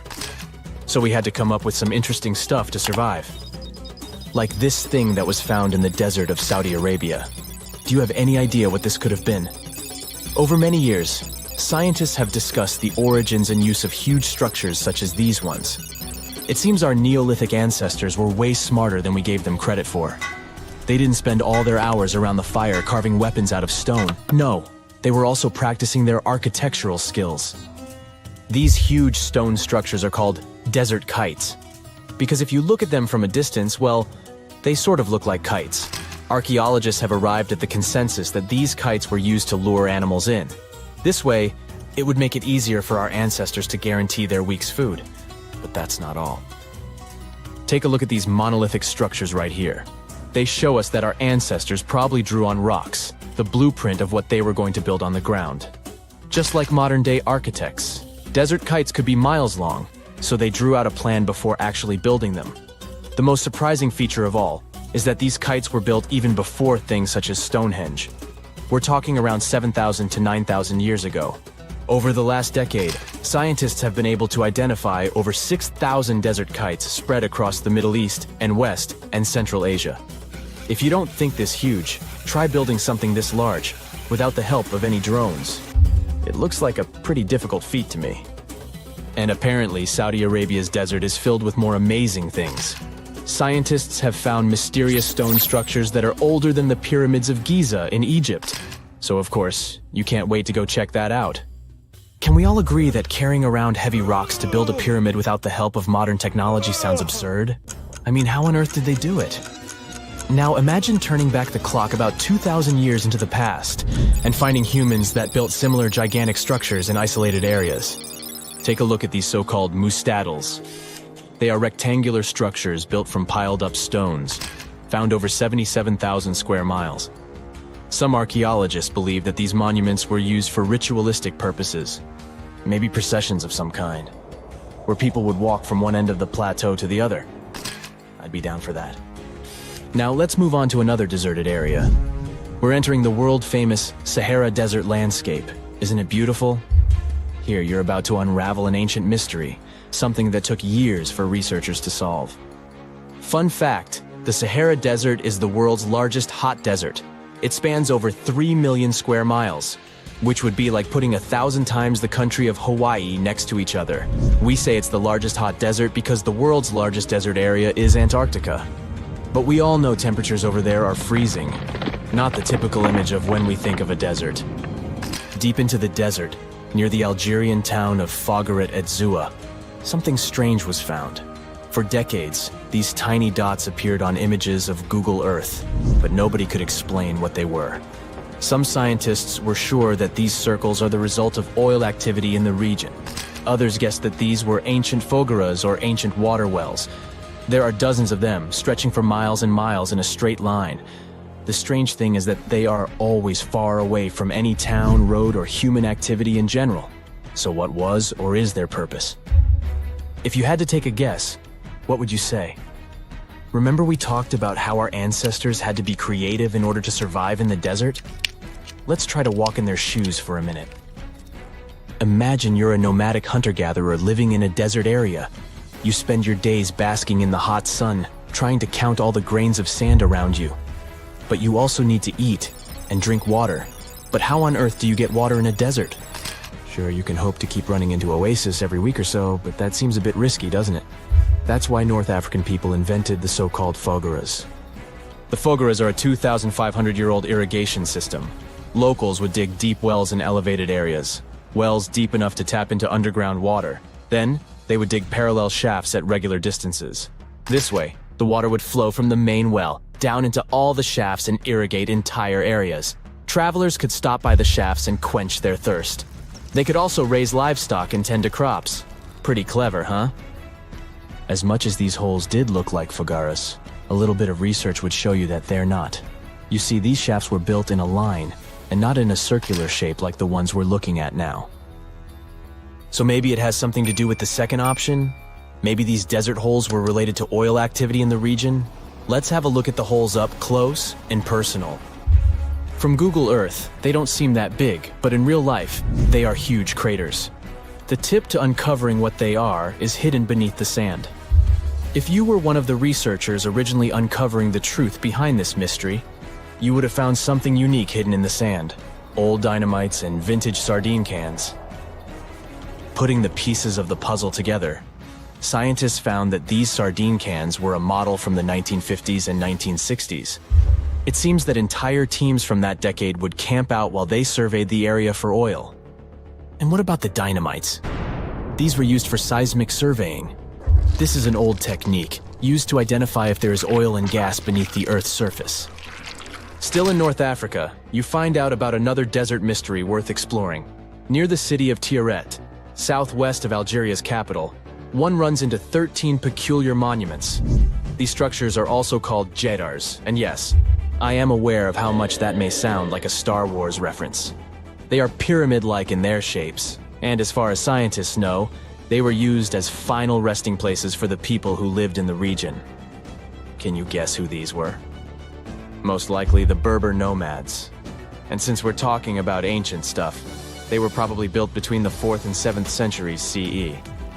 Once scientists began to explore the insides of these monuments, they found they were pretty big inside. They found large underground vaults, chambers, and labyrinth-like corridors that gave way to over 20 compartments. It could take you up to 2 hours to walk around in them, and apparently our ancestors also used its walls to depict images of animals and hunting scenes. There's no definite proof of what these jedars were used for, though. This is so neat, huh? I'm sure that our world's desert is filled with many more mysterious things for us to unravel. I guess I'll see you next time so that we can continue our...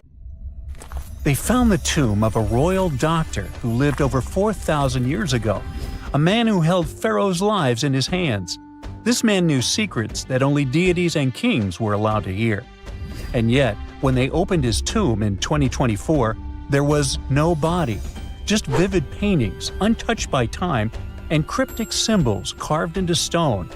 Who was he, and why was he buried with spells linked to a scorpion deity? The tomb was buried deep beneath the sands of Sahara. The doctor's name was Tetehnebefu. He lived around 4,100 years ago, during one of Egypt's most mysterious turning points, right at the edge of glory and collapse. These were the final days of Egypt's Old Kingdom. The sun still glinted off freshly built pyramids, but the shadows were already creeping in. The pharaoh, Pepi II, had ruled longer than anyone before him, 90 years. But by the end of his reign, the country was cracking. The power was slipping, the regional leaders were rising, and the Nile floods grew unpredictable. In this shaky period, the mysterious doctor thrived. His tomb was discovered by a Swiss-French archaeological team in the shadows of old pyramids. The weirdest part was that when they uncovered his burial chamber, they found no body, no golden treasures either. Unfortunately, the tomb had been robbed long ago. But what remained was something even more fascinating: the words and images left on the walls. The paintings are still vibrant, bright colors that somehow survived all those years underground. The walls show jars, containers, strange abstract patterns, and geometric shapes. And then there are hieroglyphs, lines and lines of sacred script carved with precision, like someone had poured their soul into every curve. These inscriptions revealed who Tetehnebefu truly was. Turns out, he wasn't just any doctor. He was the conjurer of Serket. Now, Serket was the female deity of scorpions, sacred and terrifying. Egyptians believed she could stop venom, heal bites, and protect the living from toxic elements. The title, Conjurer of Serket, meant Teteh-Nebi-Fu was a specialist in treating dangerous stings and bites. And if he got an entire tomb for himself, he may have been Egypt's top expert in those things, a man who healed with both medicine and magic. But that wasn't all. He also held the title Director of Medicinal Plants, a title seen only once before in all of ancient Egypt. That means he knew the healing power of herbs, roots, and oils like no one else. Now you might wonder, what plants in a huge land of sand? But in reality, ancient Egyptians used herbal medicine that would hold up in some labs today. They created pills, ointments, and inhalers. Most often they chose some active ingredient, a flavor to make it easier to take, and something to deliver it into the body. Sound familiar? And yeah, they didn't have many traditional plants, so some of these ingredients were bizarre by our standards, like using crocodile dung and acacia mixed with honey. They even had formulas for anti-wrinkle creams. And apparently, our mysterious healer was also chief dentist. This title is almost never seen in ancient records. Evidence of Egyptian dentists is incredibly rare. Turns out, our ancient genius didn't just fight stings and study plants. He was also trusted with teeth and jaws, which were actually a huge problem in ancient Egypt. These people may have built wonders, but their teeth paid the price. Ancient Egyptians constantly caught grains of sand in their mouths. They often ate grit-filled bread and raw vegetables, which wore down enamel and caused a horrible condition called attrition. This led to tons of problems, including tooth loss. They had to improvise back in the day. For example, crafting the world's oldest known toothpaste from crushed rock, mint, and pepper, which ironically only made things worse for the gums. Or a toothpaste from things like eggshells, pumice, and natron, a salty mineral used for cleaning. They were also inventing mouthwashes from celery, bran, and herbs to ease the problem. Some mummies were even found with crude metal braces and gold wires attaching missing teeth. Though we're not sure if these were for the living, or was it just a nice little addition added as an afterlife gift. So, Teteh-Nebi-Fu specialized in all these fields. 3 rare titles for one man. Now back in the day, he must have been admired as incredibly knowledgeable.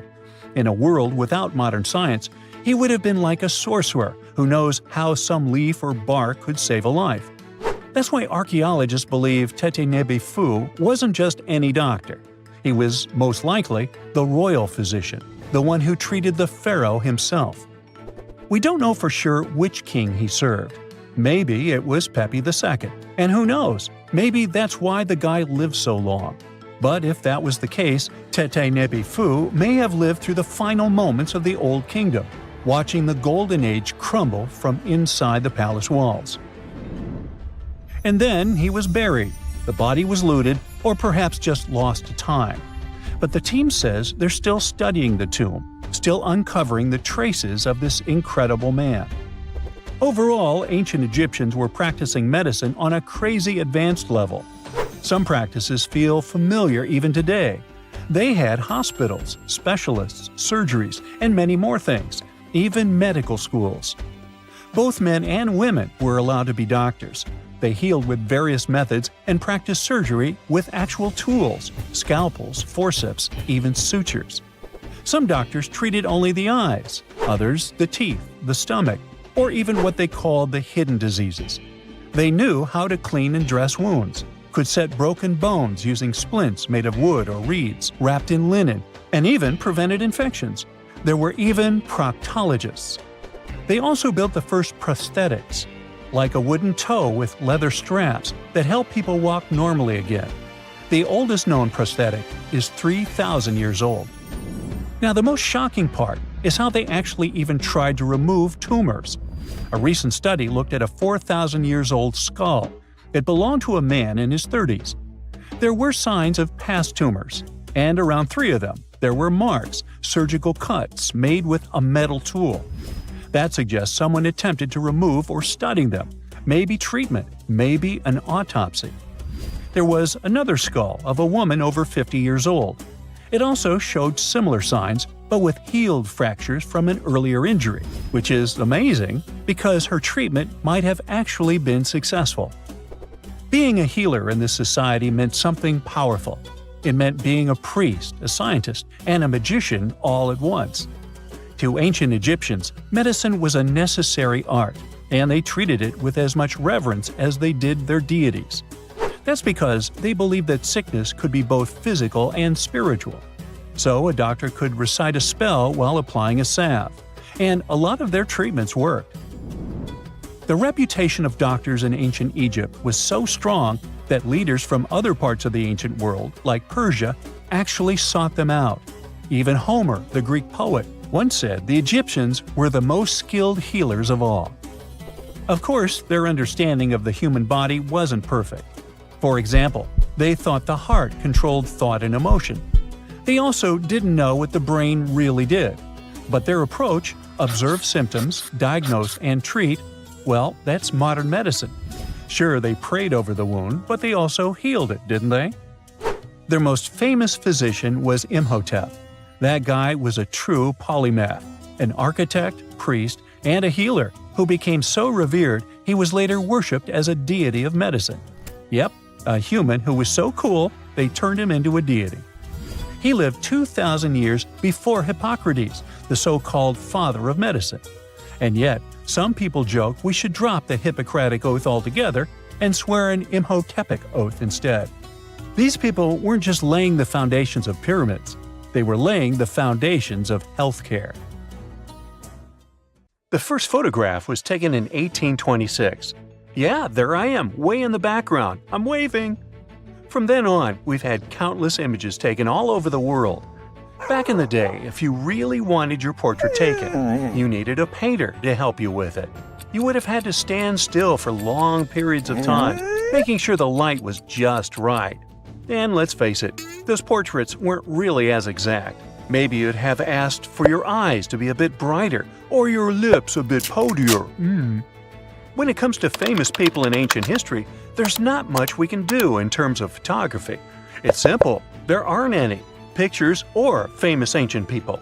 We can try to imagine what they look like based on their paintings or on texts written about them by highly regarded scholars. Fortunately, more and more as years go by, this lack of knowledge will become a thing of the past. Enter forensic facial reconstruction. With the help of this amazing science branch, we can now have a better understanding of what ancient celebrities look like. But how are scientists able to do that, you might ask? Go ahead, ask. Turns out that a person's skull can tell a lot about their appearance. Everything from the brow bone to the distance between the eye sockets can showcase a realistic profile. Even the nasal chamber or the shape of one's chin can influence how your face will end up looking like. It's like the skull is a blueprint for the face. Using these bones, artists and forensic anthropologists can work together to reconstruct your appearance through the magic of forensic facial reconstruction. It's like real-life detective work, but with more clay and less drama. Now, I guess you're thinking, how correct can these reconstructions really be? Well, the finished product may not reflect all the details, sure. You can't tell a person's eye color or skin tone just by studying the skull.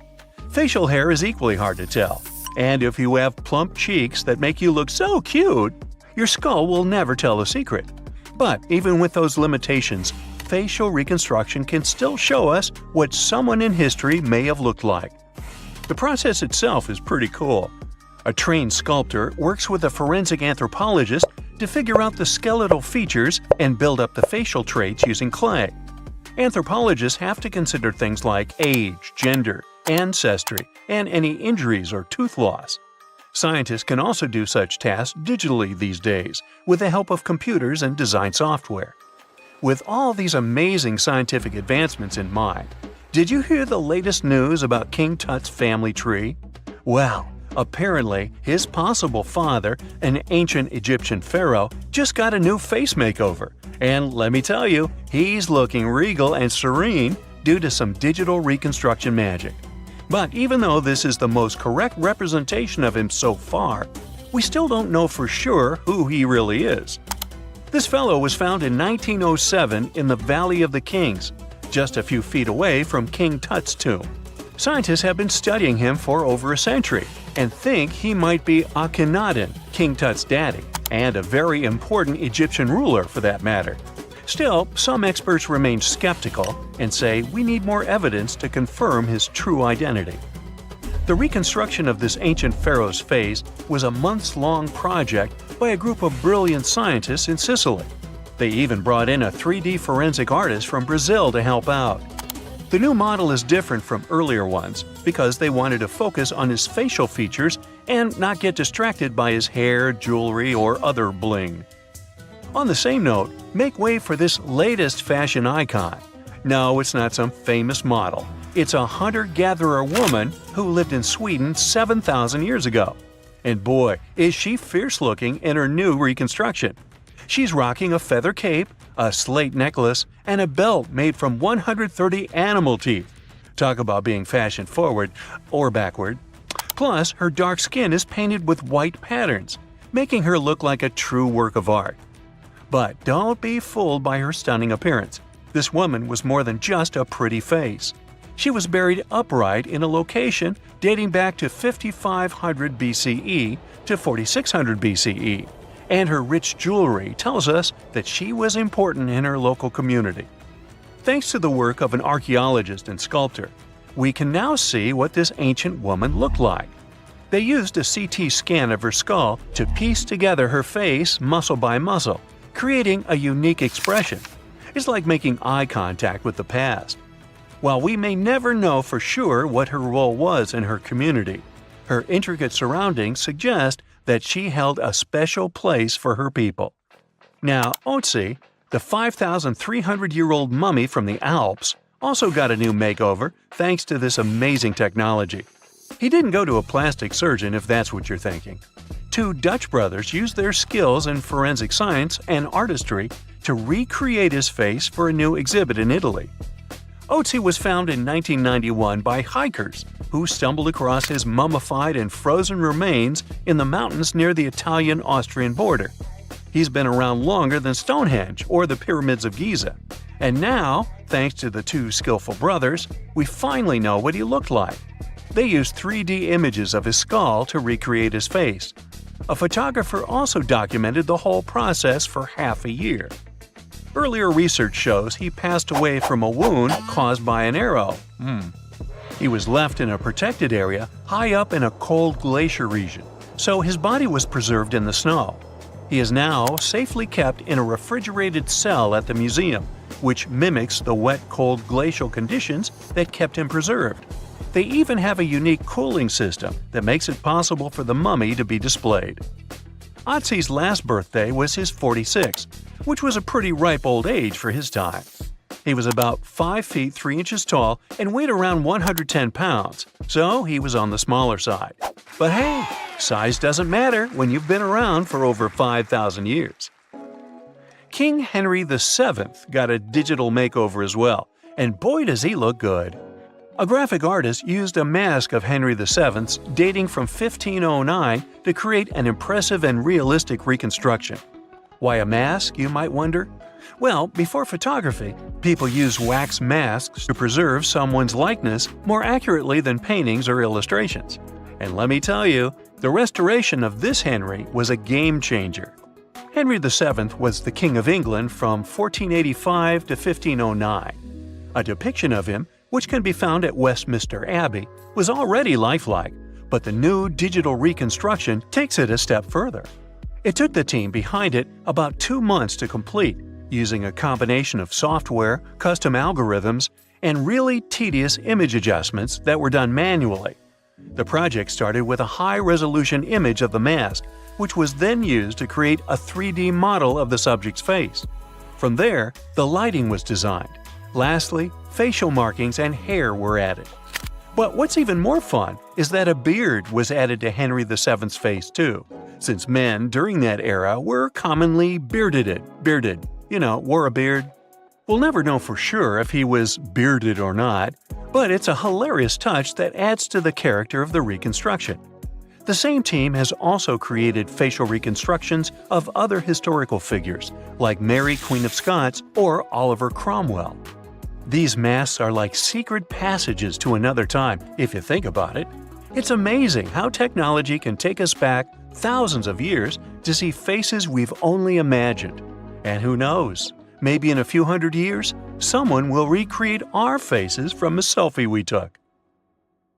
Under the burning sun, among the sand dunes, somewhere in the Sahara Desert, you're walking in search of an ancient treasure. Finally, you find a strange rock in the sand. It's big, looks like a large piece of black coal or rock, but something shiny on its surface makes the rock unusual. This unique find is the oldest thing that has ever been discovered on our planet. This rock was born long before Earth appeared in outer space. The unusual meteorite was found in 2020 in a remote area of the Sahara Desert. Scientists have analyzed the isotopes of magnesium and aluminum on the stone's surface and found that its age is about 4.5 billion years.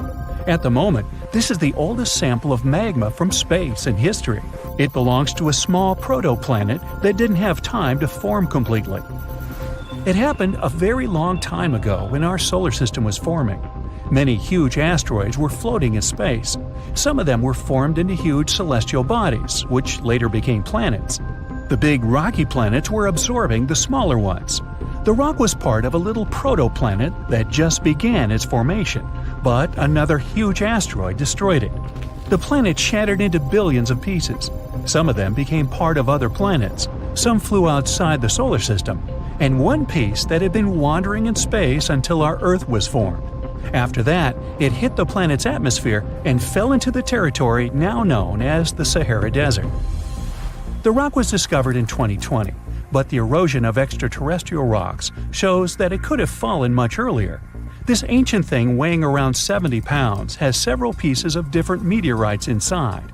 In simple words, it's a volcanic rock consisting of lava. It has cooled, solidified, and crystallized. That's why you notice the glitter. Scientists hope that further study of the rock will help to learn more about our solar system foundation. The biggest asteroid discovered in the U.S. is the Willamette. Its size is 84 square feet, and its weight is more than 15 tons. This is half the weight of a bus. Several people can fit on the surface of this outer space object. But the coolest thing is that it's not a rock like most meteorites that were found.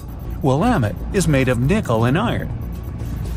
This massive piece of metal was discovered in 1906. Now, the huge rock is kept at the American Museum of Natural History. The largest meteorite ever found is Hoba. It's located in Namibia, and people have never changed its position because it's too heavy. The weight of Hoba is 60 tons. It's heavier than a tank. The next space-related event occurred on February 28 in southwest England. On this day, a huge flash lit up the sky. Then there was a loud crash. Several residents opened the doors of their houses and noticed a black sooty spot on the lawn. They immediately guessed what had happened and reported the discovery to the British Meteorite Observation Network. If you ever find a meteorite, report it to some geological research or space center as soon as possible. The longer a space rock lies on the ground, the faster it loses its value. Rain, dust, snow, wind, scorching sun, all these factors damage the surface of the meteorite. It makes it difficult to study the celestial object. The meteorite found in England looks like coal, but it's way softer and more fragile. It most likely used to contain frozen water. The rock is part of a huge asteroid that plowed through outer space when our solar system hadn't fully formed yet. They found a unique combination of minerals inside the rock. It can help scientists learn more about the origins of the solar system and life on Earth. Now we're heading to Germany, to the small town of Nördlingen. A huge ancient meteorite's hidden here. It's very difficult to notice it unless you know the secret of this town. You're walking along the cozy little streets and looking at the buildings with beautiful architecture. You spend the whole day there and don't find anything that reminds you of a meteorite. To solve the mystery, you need to get out of town. So you climb a high hill and see that the city is located inside a pit. For a long time, locals were sure the house was located in the crater of an extinct volcano. If you look at the houses from a certain angle, you may notice an unusual shining coming from them. In the middle of the 20th century, a group of geologists came here and immediately declared that the crater doesn't look like a volcanic one. The town was built on a huge crater left by a meteorite. The huge celestial body fell here about 15 million years ago. It was so hot that the carbon bubbles inside instantly turned into small diamonds. When people were building this city, they didn't know they were using expensive stones, since the diamonds were hardly visible. The locals never attached importance to the fact that the city walls shine unusually in the sun. Now they believe this place was built from diamonds that had fallen from the sky. Our next stop is in the UK again. This time the rocks are of an earthly origin. The famous Stonehenge. People place circles of rocks here in a certain order. Everyone knows about this archaeological monument, but no one knows the reason for its creation for certain. Another construction built out of mysterious rocks was discovered just 2 miles away. It's called Superhenge. It's bigger, heavier, and takes up more space. Each plate here is 15 feet, which is about the height of 2 floors. Once, the stone stood vertically and formed a huge semicircle. But someone pushed the stones over about 4,500 years ago. It was a college prank. No, not really. That's why they couldn't be detected for a long time. Scientists still can't solve the mystery of Superhenge, but they believe the standing vertical stones were part of some huge monument. Some other amazing rocks are located in the south of Costa Rica. There are big ones, the size of a human, and there are smaller ones, the size of bowling balls. And they all have a perfectly round shape. These giant rocky spheres were created by people. It must have taken years of polishing using stone tools to get the perfect round shape. These balls are incredibly heavy, but can easily roll like a basketball. All the rocks are of a different age. Some of them were created about 2,500 years ago. Most of them are made of molten volcanic magma. Until now, scientists don't know for what purpose these stones were used. They were found in different parts of Costa Rica, near big cities. It's possible that ancient civilizations installed them specifically to show the greatness of local kings. Also, many experts believe the rocks were used as a tool for studying astronomy. The people who knew their purpose of the rocks had disappeared, and the history of the stones was lost along with them. Let's finish our journey with the coolest archaeological find. You're walking through the desert of Peru and climbing a low hill. You look down and notice the surface of the hill is covered with strange lines. You walk far away and see a huge cat on the hill. Such a drawing is called a geoglyph. Its length is around 120 feet, which is about half the size of a Boeing commercial jet. Archaeologists discovered the giant cat in 2020 and found out that it had been created somewhere between 200 and 100 BCE. This huge drawing is part of a mysterious group of different pictures. In addition to the cat, there are other animals, plants, and fantastic figures. All of them were found in the desert of Peru.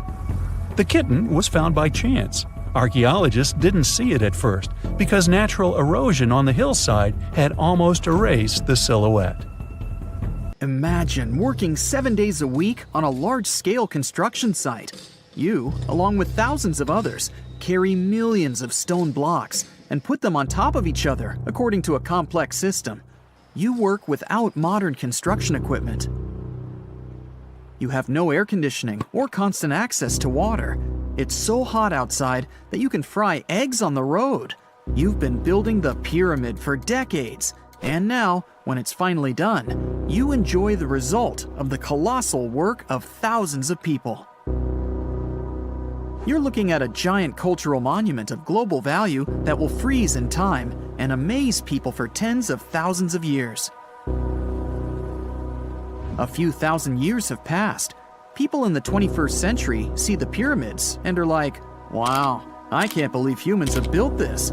Yeah, the people who built the pyramids wouldn't have appreciated such a theory. But actually, there are reasons to believe that people built it using some fantastic technology. From the outside, it seems the Great Pyramids are just big triangles of stone. People just put some heavy blocks on top of each other, and that's it. In fact, the design seems too perfect to be true. The pyramid consists of more than 2 million blocks. They lay so close to each other and are so even that you couldn't squeeze even a thin sheet of paper between them. Scientists still can't figure out the exact technology for building the Egyptian pyramids. One of the biggest and most famous is the Great Pyramid of Giza. This huge construction, well known all over the world, has one big secret. There should be a capstone on top of the pyramid. It's a triangular-shaped stone block, a small pyramid on top of a huge one. It's also called a pyramidion. The builders of ancient Egypt made it out of granite and limestone and covered it with gold. No records or old drawings prove that there was a pyramidion at the top of the Great Pyramid of Giza. But there's another ancient Egyptian structure with such a triangle, the Red Pyramid. It was built before the Great One, and its capstone has survived to this day. Archaeologists have found and reconstructed it. But where could the capstone of the Great Pyramid be? It's a mystery that still has no answer. Some are sure that some thieves have stolen it from the top. Maybe they just climbed up and pushed the pyramidion down. It makes perfect sense. The capstone was probably the most valuable element of the pyramid. Many scientists and archaeologists still don't know its exact purpose. Some believe that this peak covered with gold glorified the pharaohs. The capstone reflected moonlight at night and illuminated the entire space around it. During the day, the capstone reflected sunlight with its shiny surface. You could have noticed it from afar. The top of the pyramid was a kind of guiding star for lost travelers. All other stone blocks of the pyramid consist of limestone. People polish them to make them look shiny. In the past, they were even glowing and reflected light. You could see glowing pyramids from space, although they looked like tiny lights. Over thousands of years, winds, sandstorms, and rains have changed the pyramid's appearance. If people had taken care of them all this time, they would have looked like something out of science fiction movies, or the pyramids from Las Vegas. But unfortunately, we will never see their original appearance. Some archaeologists and scientists believe that the capstone could absorb the sun's energy and distribute it evenly throughout the pyramid. No one knows precisely why the Egyptians needed this technology. There's a theory the pyramids are ancient energy systems. The pharaohs applied this energy to use some unique technologies that were more advanced than all the achievements of the 21st century. And the triangular shape of the pyramids was ideal for boosting this electromagnetic energy. In theory, solar radiation, or electromagnetic forces, accumulated at the top of the pyramid, filled the inner rooms, and then went down the walls to the base. Any surface distortion could prevent the flow from spreading, so they had to create a perfectly smooth surface. That's why they installed the blocks so that nobody could squeeze a needle or razor blade between them. Many people believe in this theory because they built the pyramids from limestone. This material can hold energy inside itself. In the inner part, they created granite deposits to cause air ionization, that is, to create an electric charge. They also dug channels under the pyramid for water to transmit electricity. And at the top, they put a gold capstone, the best conductor of electricity. So, this is how you get a great power generator. Different cultures used similar technologies to create electricity all over the world. But these are all theories. If it had been working, humanity would have used these technologies today. There are mentions of the metal industry, chemistry, engineering, physics, mathematics, and astronomy in some ancient records. Most scientists don't believe in all these things. We know the detailed stages of the technology's development in different cultures. In the 21st century, scientists, historians, and anthropologists can track the evolution of all modern devices. If people had created some technological inventions in ancient times, the history of the world would have looked different. Perhaps all the achievements of antiquity could have been wiped off the face of the earth by global cataclysms, and it can happen to us. Just imagine how people would dig up a laptop in 5,000 years. Perhaps they wouldn't understand what kind of device it is. Another Egyptian wonder surrounded by mystery is the statue of the Sphinx. The Egyptians carved it out of a single massive piece of limestone about 4.5 thousand years ago.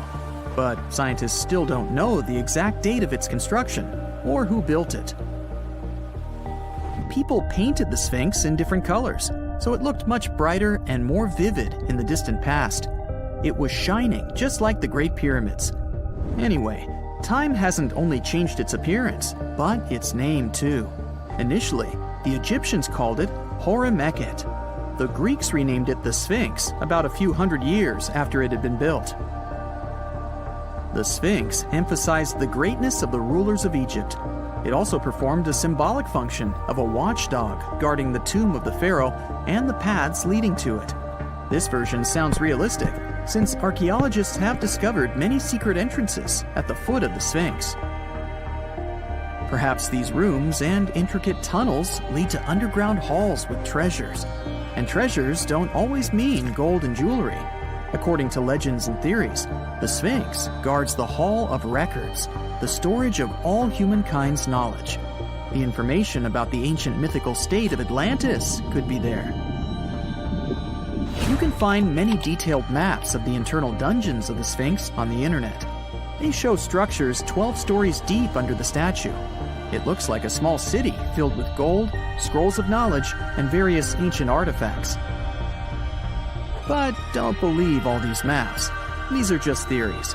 Several thousand years have passed, but people have very little information about it. Archaeologists know that there are still many strange and exciting things about the Sphinx that are still undiscovered. Some locals are afraid to research because they believe they can awaken something terrible from the underground depths. Therefore, it's mostly scientists from other countries who conduct the excavations. In 1998, scientists discovered strange tunnels leading to empty rooms under the Sphinx. They realized that some people tried to get there through tunnels in the past, and maybe those people took all the treasures that were there. One of the legends says that some powerful artifact lays beneath the Sphinx. Its technology can change the whole world, but the locals are hiding it because it can damage the planet. Some believe that you can find evidence of unknown technologies painted on the granite walls in the pharaoh's tombs. But most likely, these paintings and signs tell us the myths and legends of ancient Egypt.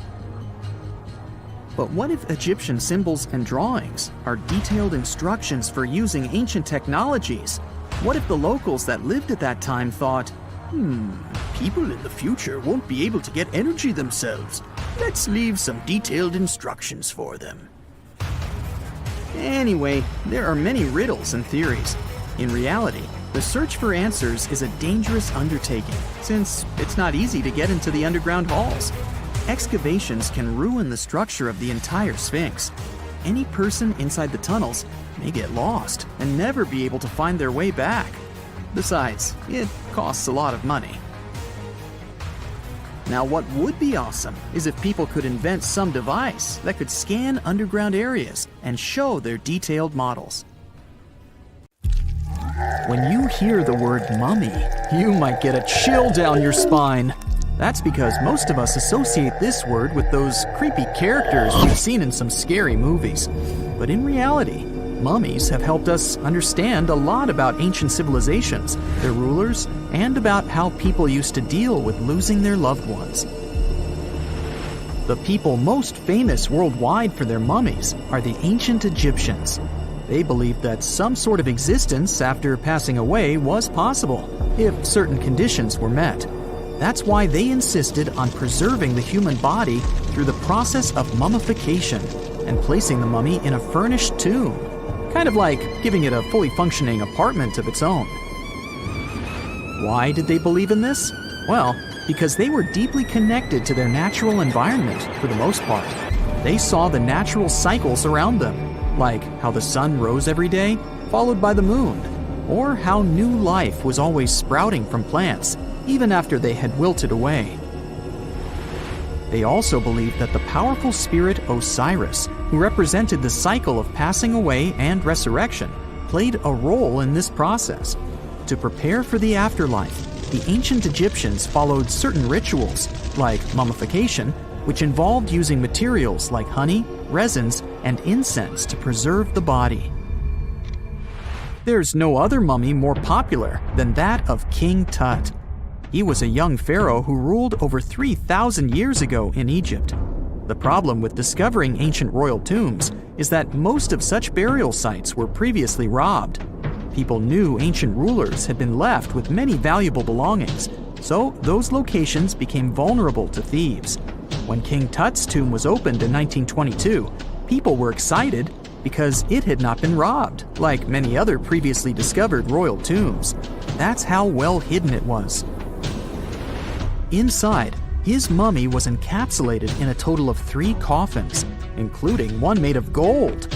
The objects found in his tomb showed us what ancient Egypt was like, and studying his mummy also helped us learn about the culture and practices popular at the time when he passed away. We also learned about his family by looking at his DNA. Scientists were able to discover that he had had a disease called malaria and a problem with his foot that might have made it hard for him to walk. Ramses II was another pharaoh in Egypt who ruled for 68 years, which was quite a lot back in the day. He was known for his expansion campaigns and building projects. Many objects from his time as a ruler still exist today, including a large statue of him. Ramses II was about 6 feet tall and lived to be about 90 years old.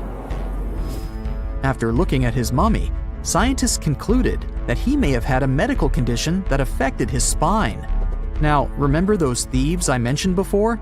They are probably the reason why Ramses II ended up in a plain coffin in a secret collection of royal mummies at Deir al-Bahari, which was rediscovered in 1881. Thankfully, archaeologists were able to identify him because his journeys had been recorded on his wrappings. The process was really tedious too. In fact, in ancient Egypt, the mummification process could take a staggering 70 days to complete. A special person would say a very specific speech while delicately handling the body and drying it out using a type of salt called natron. They also used linen and resin to make the body look more lifelike and to wrap it in cloth. The tomb was equally as important for ancient Egyptians. The walls of King Tut's tomb, for example, were adorned with intricate artwork that depicted his journey to the afterlife, from his burial procession to his passage through the underworld. The ancient Egyptians believed that everyone made this journey after passing away, and they filled their tombs with items and paintings to help the person in their spiritual travels. Additionally, the walls of the tomb were decorated with spells from a special book, which contained a collection of poems that the Egyptians believed would help people reach the afterlife. And speaking of how important this journey was, people also placed food in these ancient tombs. In King Tut's tomb, archaeologists discovered 36 jars of vintage beverages and 8 baskets of fruit, which were believed to be left there to help him in his journey to the afterlife. The Egyptians believed that traveling to the afterlife took a really long time, so they left a lot of supplies, such as food and water, to sustain their loved ones. Pharaohs also generally had numerous luxurious garments and beautiful jewelry in their tombs to ensure that they would have a fashionable journey. These items included various types of linen clothing, such as tunics, scarves, gloves, and headdresses, as well as a lot of gold jewelry with precious stones, like bracelets, buckles, pendants, necklaces, rings, and even precious depictions of insects for protection. Some were also deposited with fans made from ivory and ostrich feathers to keep them cool in the afterlife. Some ancient rulers were even placed in their forever apartments along with boats. For example, Pharaoh Khufu built the Great Pyramid at Giza as his tomb, and a large ship was found inside. King Tut, however, was buried with multiple boat paddles, but no actual boat. Instead, he had 3 chariots and numerous walking sticks made of precious materials, perhaps indicating he'd rather travel to the beyond by land, not by water. Amongst the most interesting objects found near ancient mummies are bottles of oils and perfumes.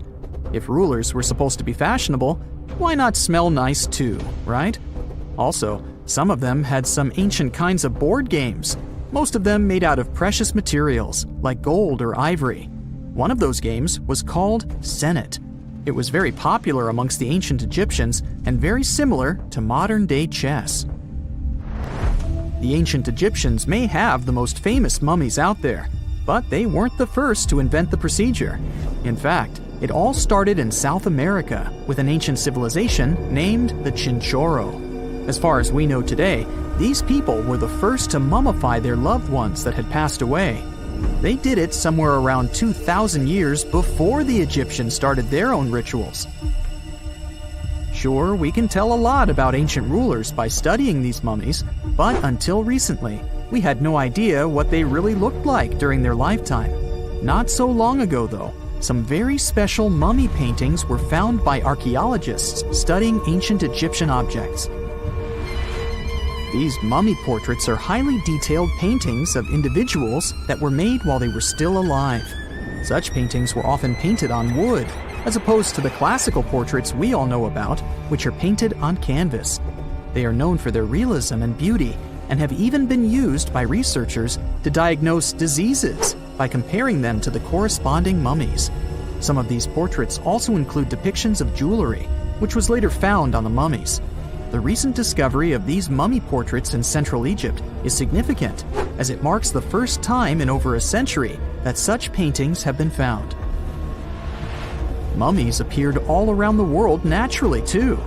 Mummification can occur without people intervening because of natural conditions, like extremely cold or hot environments, places with a lack of oxygen, or accidental exposure to chemicals that preserve the body. These conditions don't allow bacteria to grow, resulting in the body remaining more or less intact. Famous Ötzi was one of these mummies. We know today he was a man who lived around 5,000 years ago in Europe. But upon his discovery in the Alps in 1991, Austrian authorities initially believed that he was a modern mountaineer because of how well preserved the body was. However, after the Iceman was removed from the glacier, it was determined that he was actually from the Copper Age.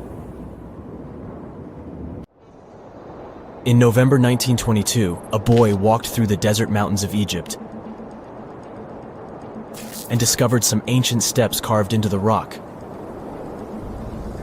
Subsequently, this find became one of the world's largest and most significant archaeological discoveries. This step was part of Tutankhamun's untouched tomb.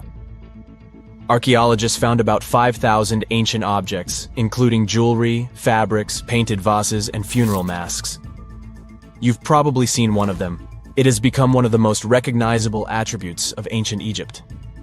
More than 100 years have passed since then, and now humanity has finally become close to another large-scale discovery, the tomb of Cleopatra. This queen was the last active ruler of the Ptolemaic Kingdom of Egypt, who sat on the throne from 51 to 30 BCE. There are many ancient records about Cleopatra, her reign, and her unusual personality, but until now, no one has discovered the secrets about her passing away in the burial place. So, one archaeologist, Dr. Kathleen Martinez, has been studying ancient records and temples around Alexandria for decades, and concluded that the tomb of the queen should be located under the ancient city of Taposiris Magna, founded in 280 BCE. It was a big city on the northern coast of Egypt, where tens of thousands of people were engaged in trade and industry, and it seems that Dr. Martinez's guesses turned out to be correct.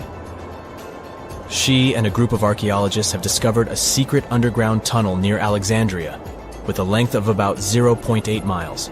It was cut into the rock under Taposiris Magna's temple. During further excavations, they found many things that indicate Cleopatra's tomb lies in the tunnel's depths. It's also possible that she is buried there together with the Roman commander, Mark Antony.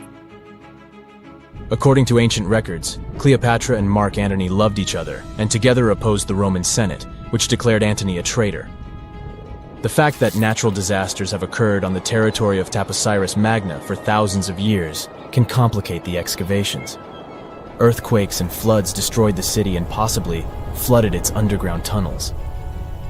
but archaeologists hope the ancient tomb remains untouched, and that it hides many treasures and records about the royal life of ancient Egypt during the reign of the last dynasty.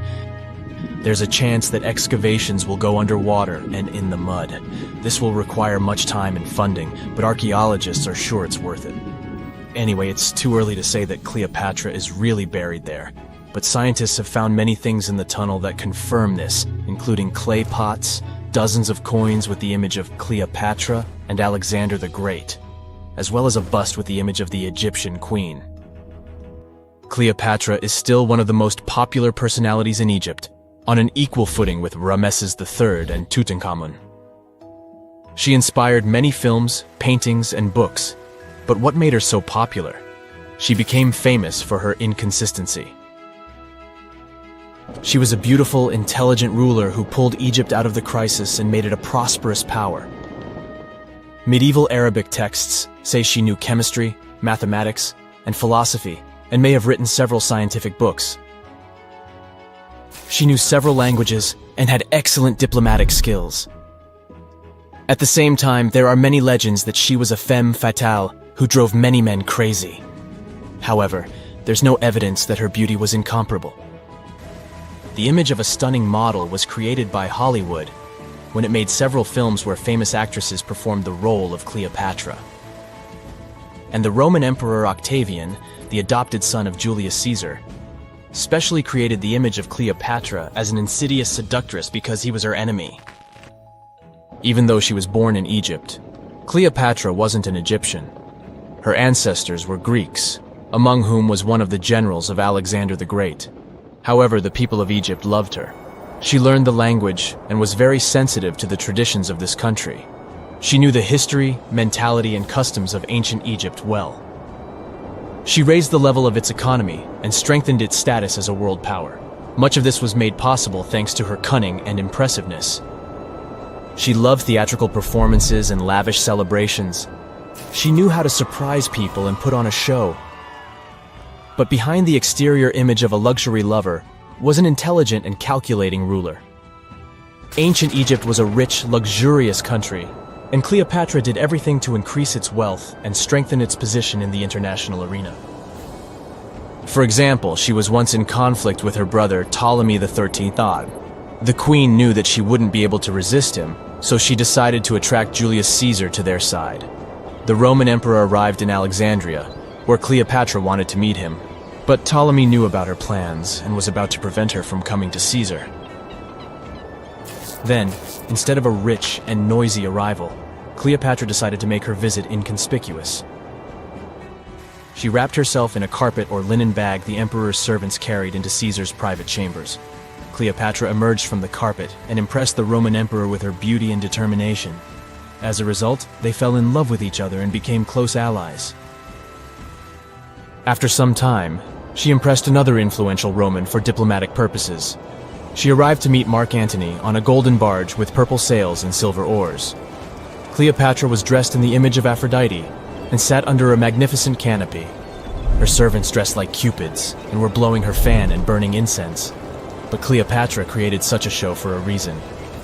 She knew that Antony revered Greek mythology and considered himself the embodiment of Dionysus.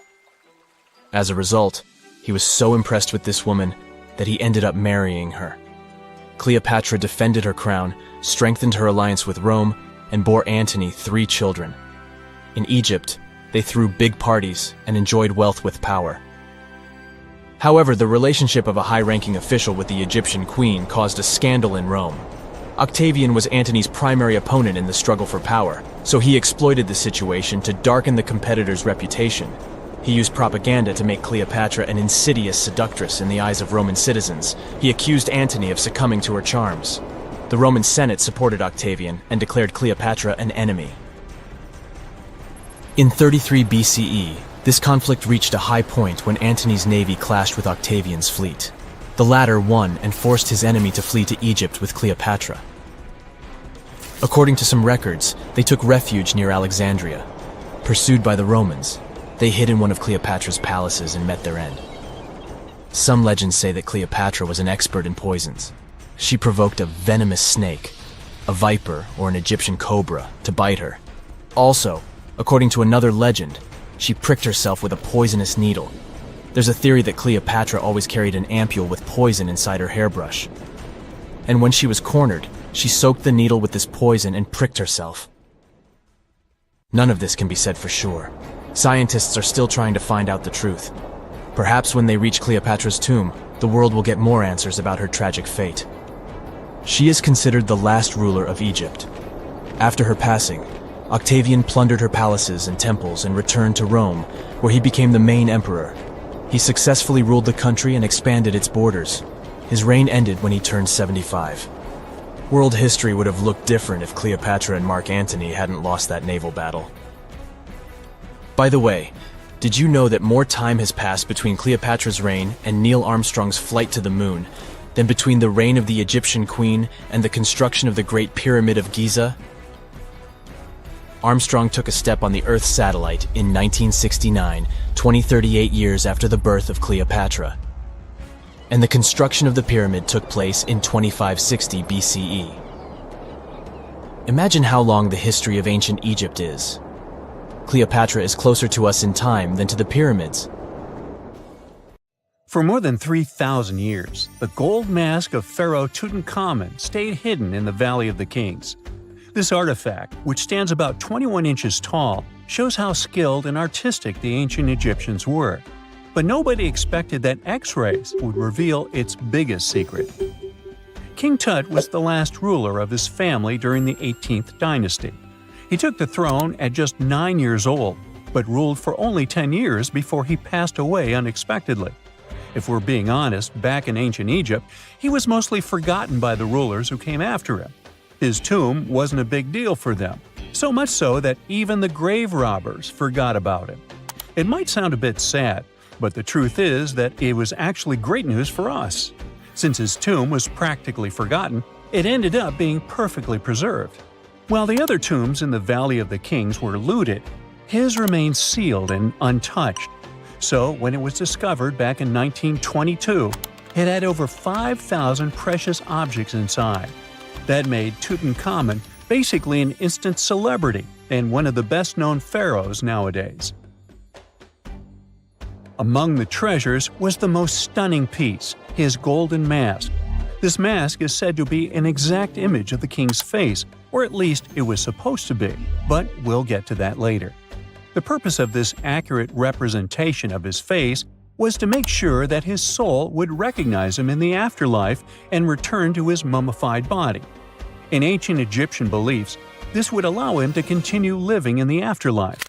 The details of the mask clearly looked incredibly difficult to create, but people didn't realize how complex it truly was until many years later. The first X-rays of the mask were taken in 1967. Back then, the main reason for these scans was practical – conservation.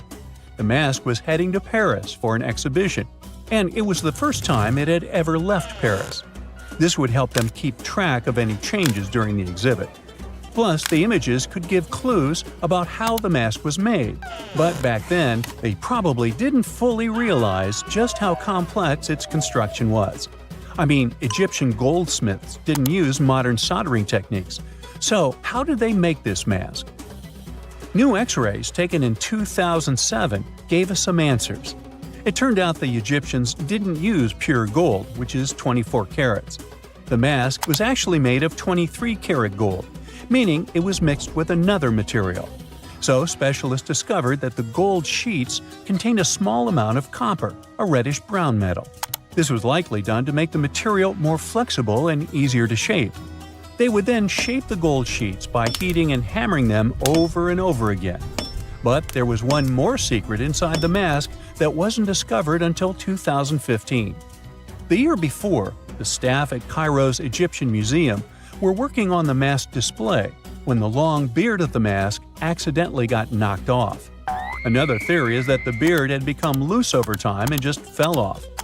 Either way, the fact that King Tut's beard came off caused a lot of stress. After all, we're talking about one of Cairo's biggest tourist attractions, so the experts had to fix the problem quickly. The restoration process started with a detailed recording of the mask's condition. To do this, they had to take a full three-dimensional scan of the artifact. And, by accident, they found something very interesting in the mask. Inside the royal beard, there is a gold tube, an intriguing structure that the Egyptians likely used to attach the beard to the rest of the mask. And that proved, once again, that the process of making this mask was even more complex than experts thought. But the mysteries don't stop there. Remember how we mentioned that the mask was thought to perfectly represent King Tutankhamun's face? Well, that might not be entirely true. Some popular theories suggest the mask was never meant for him and was actually made for someone else. A study published in 2015 suggested the mask was originally made for a female pharaoh, his supposed stepmother, the famous and beautiful Egyptian queen Nefertiti. The biggest clue comes from an inscription on the mask. At first glance, it seemed to belong to Tutankhamun, but after a close examination, researchers noted that something else was actually written underneath King Tut's name. The royal name stamp seems to have been altered, and originally it had something written on it that translates to Queen Nefertiti. There is another feature of King Tut's golden mask that was overlooked for years, which adds even more mystery. As we mentioned earlier, experts believe he wasn't respected much by the pharaohs who came after him. And one of the clues that made archaeologists think this is the pierced ears on the mask. Some researchers believe that King Tutankhamun wouldn't have worn earrings after he was a kid. So, according to their theory, by the time he passed away at 18, he shouldn't have been represented with pierced ears. This could also support the idea that the mask originally belonged to Nefertiti, or maybe to someone who wasn't even connected to King Tut. But the mask isn't the only source of mystery. In fact, his whole tomb is full of puzzles. Recently, historians found a sign that the place where King Tut was supposed to be buried was changed at the last minute. For years, experts wonder why a pharaoh who ruled for 9 years ended up in such a simple tomb. When compared to the grandeur of other pharaohs' tombs, his tomb seemed, well, a bit plain.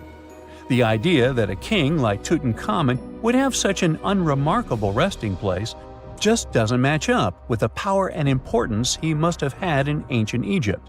So, what happened? Well, apparently, this might have something to do with his successor, Pharaoh I. After King Tutankhamun passed away, researchers believe that I made sure to erase him from Egypt's history. So, one theory suggests that he was probably behind the quick decision to place King Tut's body in a smaller, less impressive tomb. When experts looked at I's own tomb, they found something interesting. There is a large wall covered in painted baboons. This is the same type of artwork found in Tutankhamun's tomb. It seems like the same person might have chosen the artwork for both tombs. Now, the design and decoration of the two tombs are almost identical, suggesting there was a shared hand behind both. But there is one key difference. I's tomb is fit for a king. It's much bigger and more impressive, even though the style and artwork are similar to what you see in Tutankhamun's tomb. So the theory suggests that I decided what went into both tombs. Since Tut passed away unexpectedly at a young age, his grand tomb wasn't finished in time. Normally, pharaohs start building their tombs while they're still alive to make sure everything is perfect. But Tut passed away when he was just 18, so there wasn't enough time. I may have taken advantage of the situation, ordering a smaller tomb for Tut and keeping a larger one for himself. Experts believe this theory explains why Tutankhamun's tomb is so simple and how I managed to wipe his memory from history so easily. But in the end, the story of King Tut's mask and tomb is full of mystery and intrigue. Each new discovery sheds more light on what really happened all those years ago. But one thing is for sure, the secrets of ancient Egypt still have much to reveal, and King Tutankhamun will continue to fascinate people for years to come.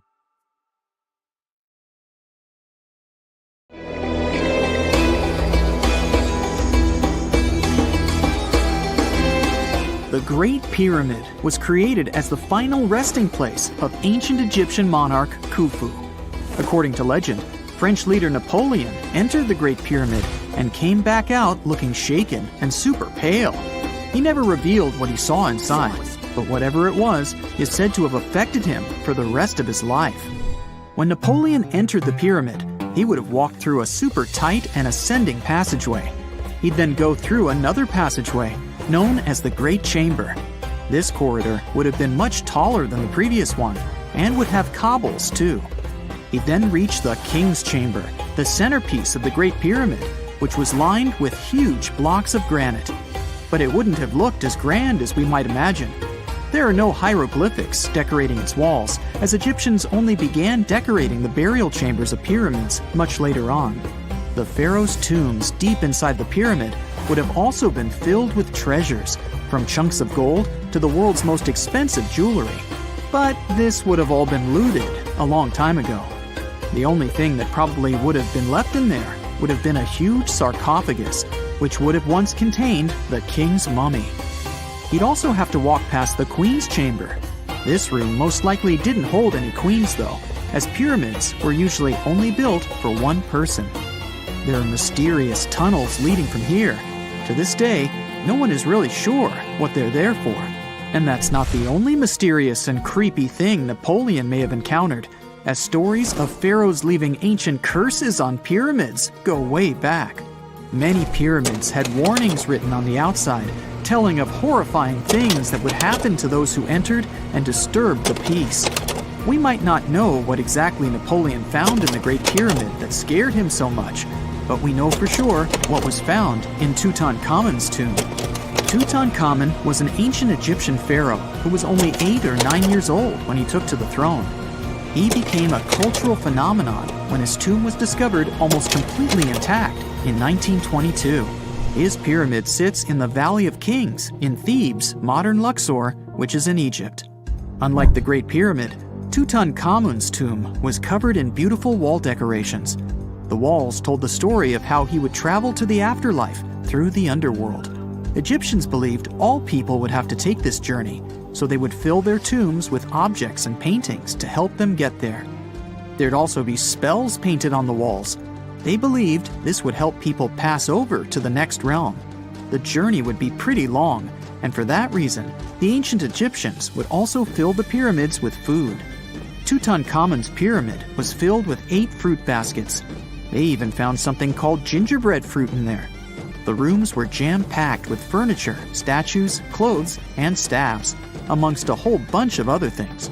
You'd likely find a lot of clothes and expensive jewelry in the pyramids as well. The ancient Egyptians wanted their ancestors to travel in style to the afterlife. They put Tutankhamun in his final resting place with over 50 pieces of clothing, all of the highest quality. There were tunics, scarves, gloves, and headdresses, and a ton of jewelry. Bracelets, pendants, necklaces, rings, and scarabs for protection were all found inside.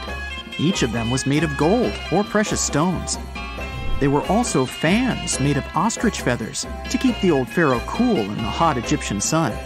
But the temperature inside the pyramids never actually went above 68 degrees Fahrenheit. The ancient Egyptians developed a super cool air conditioning system that we don't fully understand even today. Tutankhamun's pyramid also contained 130 walking sticks made from ebony, ivory, silver, and gold to help him on his journey. There were 3 chariots hidden away in case he got tired of all the walking. They also put 11 boat paddles inside, but there was no sign of any boat. The pyramids would be littered with the pharaoh's favorite scents and perfumes. During the excavation of Tutankhamun's pyramid, it quickly became clear that it had been robbed during ancient times. There was damage to doors and traces of oils left in empty jars. It looks like someone raided the pyramid for gold and the scents, perfumes, and oils that had been left for King Tut. There was still a bit of perfume, which was made from coconut oil and frankincense, left in one bottle. It seems like Pharaoh Tutankhamun loved board games. There was an ivory traveling set of senet in his pyramid. Although we don't know for sure exactly how to play it, we have figured out it was sort of an ancient Egyptian version of backgammon.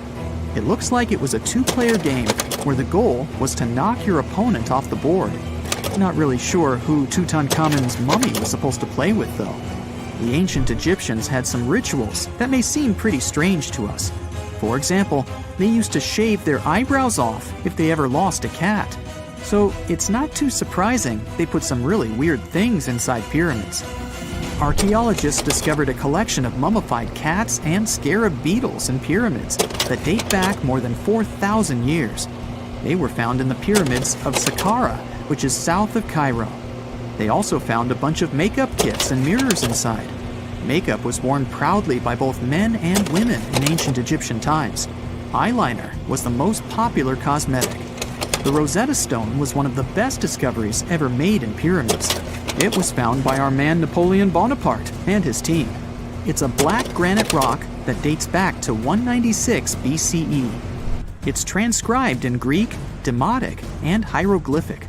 When it was translated in 1822, we got the key to understanding ancient Egyptian hieroglyphics for the very first time. The discovery of Queen Hatshepsut's mummy in 1903 changed our understanding of the Egyptians forever. After she had passed away, her successor, Thutmose II, removed most of the evidence of her reign, so we basically knew nothing about Egypt's first great female leader. She's now gone on to become one of the few and most famous female pharaohs of Egypt. Pharaoh Khufu even had a fully fledged boat in his pyramid. Archaeologists uncovered more than 1,200 pieces of a giant boat near the Great Pyramid at Giza. They reassembled the boat, and it's a whopping 144 feet long. It's most likely a solar boat, which was designed to carry the resurrected king with the deity Ra. Fun fact, the Pyramid of Giza is the last remaining of the 7 wonders of the ancient world. The other 6 are the Hanging Gardens, the Colossus, the Temple of Artemis, the Mausoleum, the Lighthouse, and the Statue of Zeus. This pyramid was also the world's tallest man-made structure for 3,800 years, and it's the biggest pyramid in Egypt. It took a staggering 2.3 million blocks of limestone, and some weighed as much as 80 tons. It took an incredible 100,000 laborers and a whopping 23 years to build. Its original height was a mega 480 feet. In 2017, archaeologists discovered something weird about Egypt's Great Pyramid. There's a hidden void that's at least 100 feet long, and no one really knows why it's there or what's actually inside it. The weird void is the first inner structure discovered within the 4,500-year-old pyramid since the 1800s. Scientists used cosmic rays to detect the massive hole, but are still no closer today to finding out what's inside. The ancient Egyptians took a lot of care building the pyramids, and everything was strategically placed and structurally sound, so it's super unlikely that this hole is due to blocks falling over time. Loads of pyramids also contain small model figurines called ushabti. These represented attendants.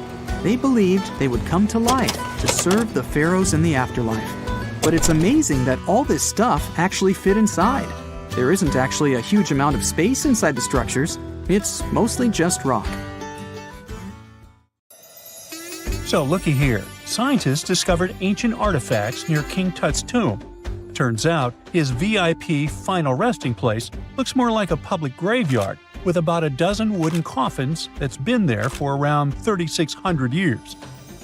Now, okay, I might have exaggerated a tad. The 11 tombs weren't exactly right next to King Tut, but they were close, near the same city of Luxor. New findings in Egyptian tombs can help us piece together what life was like in ancient Egypt. And guess what? Ancient Egyptians seem to have been remarkably like us, modern humans. Say, the women have always loved jewelry, and archaeologists retrieved a beautifully made necklace with 30 amethyst beads and 2 agate beads, plus a hippo head amulet. Bet it was all the rage back then. Researchers also discovered 2 copper mirrors. One had a handle shaped like a lotus, and the other was decorated with Hathor, the ancient Egyptian deity of the sky, women, fertility, and love. These recent excavations near Tutankhamun's burial site led to another jaw-dropping revelation. For the first time in thousands of years, fragments of Queen Hatshepsut's Valley Temple were uncovered. This fearless woman was thought to be the second female pharaoh, who ruled with both courage and wisdom, leaving a legacy as solid as the stones themselves. Her temple, hidden for ages, opens a window into a time filled with power, intrigue, and spiritual devotion. Archaeologists found over 1,000 beautifully decorated stone blocks on the outskirts of Hatshepsut's funerary temple.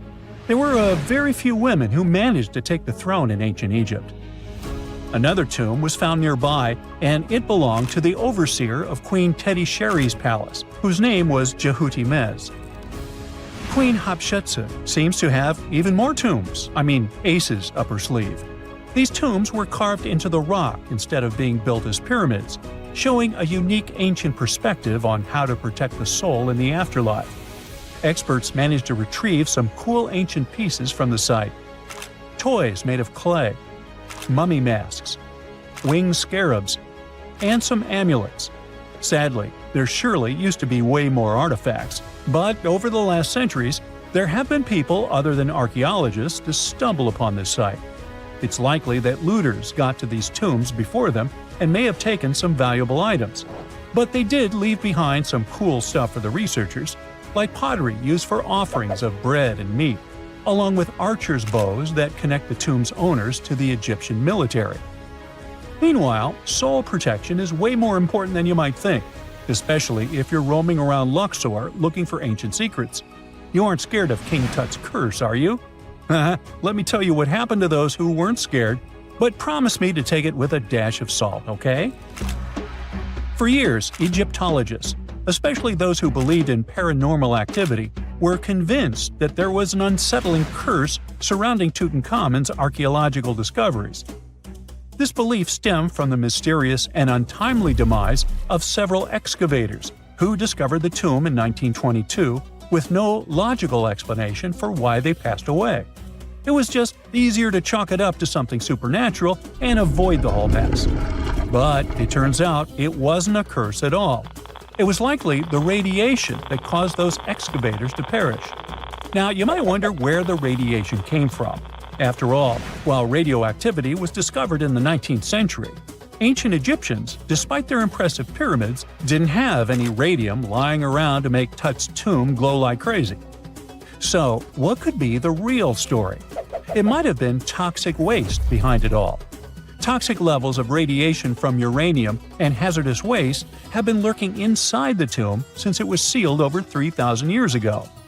The burial chamber of Tutankhamun's tomb reportedly has such high radiation levels that anyone who steps inside could easily end up with a fatal dose of radiation sickness or an incurable condition. By the way, you can have a somewhat similar level of radioactivity if you don't get rid of those moldy dinner leftovers you left to perish in your fridge a month ago. But this radioactivity isn't exclusive to Tutankhamun's tomb. Ancient Egyptian artifacts discovery is rewarding yet dangerous due to unusually high radiation levels in Old Kingdom tombs all over Egypt. Geiger counters have detected radiation at 2 sites near the Giza pyramids, and radon, a radioactive gas, has been found in several underground tombs in Sahara. Interestingly, experts believe that the builders of these ancient tombs were aware of the toxins, as some eerie warnings were carved into the walls of many tombs. One inscription ominously declared, "They that break this tomb shall meet their end by a malady that no doctor can diagnose." Other ominous phrases like "forbidden," "due to evil spirits," only added to the fear that supernatural curses haunted these ancient sites. Ominous signs have stunned archaeologists since forever, but the fear grew even stronger a century ago with the mysterious passing of Lord Carnarvon, who funded King Tut's excavation in 1922 and reportedly explored the treasure-filled rooms, along with several others who entered the tomb. Arthur Weigall, another British Egyptologist who was present at the tomb's opening and is credited with starting the curse myth, passed away young when he was just in his 50s in 1934. Chances are the condition that made him pass was connected to radiation. In total, 6 out of the 26 people who were there when the tomb was opened met their end within a decade from various causes. Not only X-ray exposure, those reasons include asphyxia, stroke, heart failure, pneumonia, and even poisoning. Well, isn't this getting a little grim? There was one guy who opened the tomb and somehow managed to avoid the infamous curse, Howard Carter, or so it seemed. Some folks pointed to his survival as proof that the curse wasn't real. After digging up the tomb, Carter published several books on the topic and shifted gears from archaeology to dealing in antiquities for various museums. Despite dodging demise or injury, rumors swirled about how the curse may have impacted him in other ways. One of the big stories linked him to Lord Carnarvon's daughter, Evelyn. Some said he was madly in love with her, but she married someone else, so he chose to stay single. Others claimed they had an affair while she was in Egypt, which ended when her father passed away and she left the country for good. However, there wasn't much evidence to support these stories. Evelyn was just 6 when they met, and they remained friends until his last breath. She was even one of the few attendees at his funeral, but denied any romantic involvement, saying they weren't that close. A year after the revolutionary discovery near King Tut's tomb, Evelyn married politician Sir Brograve Beauchamp and had a daughter. That same year, Beauchamp toured the tomb with his parents, guided by Carter himself. Carter never married and, aside from those posthumous rumors about Evelyn, had no other romantic connections. While the curse adds an intriguing twist to his life story, his tendency to keep relationships at arm's length was evident long before the tomb was opened. It seemed Carter just wasn't a people person. In 1939, after battling a serious illness, he ultimately succumbed to fate. He was 64, which was a pretty common life expectancy in the UK back then, so no one really thought it was off and linked it to an ancient curse. When he passed, it turned out he had several artifacts from Tutankhamun's tomb in his London apartment, which were eventually sent back to Egypt, marking what some viewed as the curse's end. Who knows? Maybe if he hadn't had all those ancient souvenirs at his place, he would have lived way longer. But all the other demises might seem off. The curse theory was likely fueled by some strange events during the excavation. Carnarvon got a mosquito bite that became severely infected, and around the time they opened the tomb, Cairo experienced a bizarre power outage in a freak sandstorm. Back in England, the Earl's dog, Susie, managed to escape from Carnarvon's house and began barking frantically at seemingly nothing. At least that's what the staff and family saw. Strangely enough, at the very moment her owner's heart stopped, Susie started howling and fell down without showing any signs of life. Maybe radiation didn't play a crucial role after all, and those were indeed ancient artifacts from King Tut's tomb that made them all perish. Spooky, huh? In 1850, French scientist Auguste Mariette went to Egypt looking for manuscripts, but accidentally found a head of a sphinx sticking out of the dunes. He cleared the sand and figured out the sphinx was guiding the entrance to some underground construction. Several months later, he finally entered the Serapeum of Saqqara. Inside, he found an enormous granite sarcophagi with remnants of 64 bulls. Scientists are still amazed by the tech that the ancient Egyptians used to transport those enormous boxes. The Serapeum was built around the year 3000 before the Common Era. It was an underground tomb built to honor the sacred Apis bulls of ancient Egypt. It had a long hallway, almost 500 feet long, with giant stone rooms on both sides. Some of the sarcophagi weighed as much as 50 average cars, and all of them were made with super precision with exact 90-degree angles. These sarcophagi were beautifully decorated with hieroglyphs and carvings that told stories about the lives and importance of the Apis bulls. Now, there are 24 sarcophagi left. In ancient Egypt, Apis bulls were very special animals connected to the deity Ptah. They thought the bulls carried Ptah's spirit and wisdom, helped the pharaoh, and protected the Egyptians. Priests looked for special markings on young bulls to find Apis bulls. It could be a white triangle on its forehead, which symbolized divine light, a shape on its back like a vulture's wing, and a scarab shape under its tongue, which stood for rebirth. If a bull had these signs, they believed it was chosen by Ptah and treated it like royalty. The chosen bulls lived in a special temple in Memphis, the city where they worshipped Ptah. They received the best care and offerings from visitors who wanted their blessings. When an Apis bull passed away, it was treated with great honor and mummified. When Mariette entered the Serapeum, he noticed traces of rollers on the gallery's floor and found 2 wooden horizontal winches. Each had 8 levers. Later, other explorers saw double rails. The burial chambers were lower than the hallway floor. To get the boxes into place, workers filled the chambers with sand so the sarcophagi could be rolled in straight. Then they slowly removed the sand to gently lower the boxes into perfectly cut spaces in the bedrock. A carved stone sign found in the Serapeum said it took 28 days to move just one sarcophagus and its lid into its spot during the time of Ptolemy II. The extreme precision of the sarcophagi with 90-degree angles also has an explanation. Ancient Egyptians wrote texts, or rather, papyrus, on geometry a long time ago. It shows that they knew the approximate number pi and could calculate the volume of a pyramid with its top cut off. If they could figure out complicated math like that back then, it makes sense that they could also carve perfectly flat surfaces 500 years later. All this sounds pretty legit, but some people think certain things don't add up here.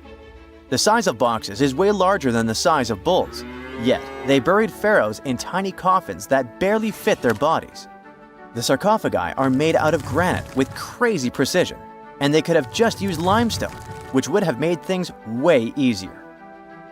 The transportation of the boxes seems pretty simple, but only in theory. If one person could pull about 440 pounds, then at least 250 people would be needed to pull just one box. The tunnels in the Serapeum are really narrow, only about 2 feet wider than the boxes themselves. There's no way hundreds of people could have squeezed into those tight spaces to pull the boxes.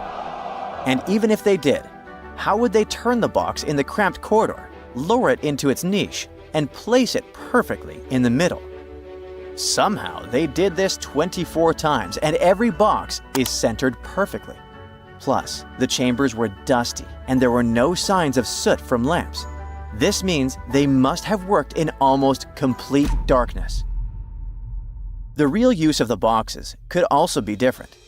A long time ago, even before the Egyptian pharaohs ruled, the local people already knew how to use fermentation. It happens when tiny organisms called yeast eat certain ingredients like starch and turn them into gas and ethanol. So someone in ancient Egypt probably put food like barley, bread, and even meat inside a giant stone box, then closed it tight with a heavy lid. These stone boxes, carved from granite, were so precisely made that they were almost completely sealed, so nothing could escape from it. As the yeast inside the box started working, it created more and more CO2 gas. It built up pressure inside the box. The granite boxes were incredibly strong. They could handle more pressure than a car tire can hold. When granite was squeezed under such pressure, its crystals produced a tiny electric charge. This effect was possible because granite contains quartz, a material that reacts to pressure this way. The process also needed meat or animal parts, possibly to help the yeast grow better. Meat contains something called oleic acid, which yeast needs to keep growing and to survive the bad effects of the ethanol it produces. As the pressure inside the box kept growing, the combination of gases and electricity made these boxes not just ancient fridges, but powerful energy systems. Over time, the pressure inside got so strong that it could push the lid open and the gas would escape with a pop. But when people rediscovered the Serapeum in 1850, they found old drawings that showed piles of stones stacked on top of some of the box lids. So, someone long ago probably tried to make the lids even heavier by adding extra weight to make it harder for the gas pressure to push them open. This extra weight also meant the quartz crystals in the granite could keep creating more electricity under all that pressure. If someone opened one of these stone boxes thousands of years later, they would only find bones from bulls that were placed in the box. And that's exactly what Mariette discovered in the 1850s. They opened the Serapeum for visitors soon after the first excavations in the second half of the 19th century. Prince of Wales even had a luncheon with his guests in one of the sarcophagi. Sands and earthquakes made the site inaccessible for a while, but now you can visit it again and try to solve the mystery yourself.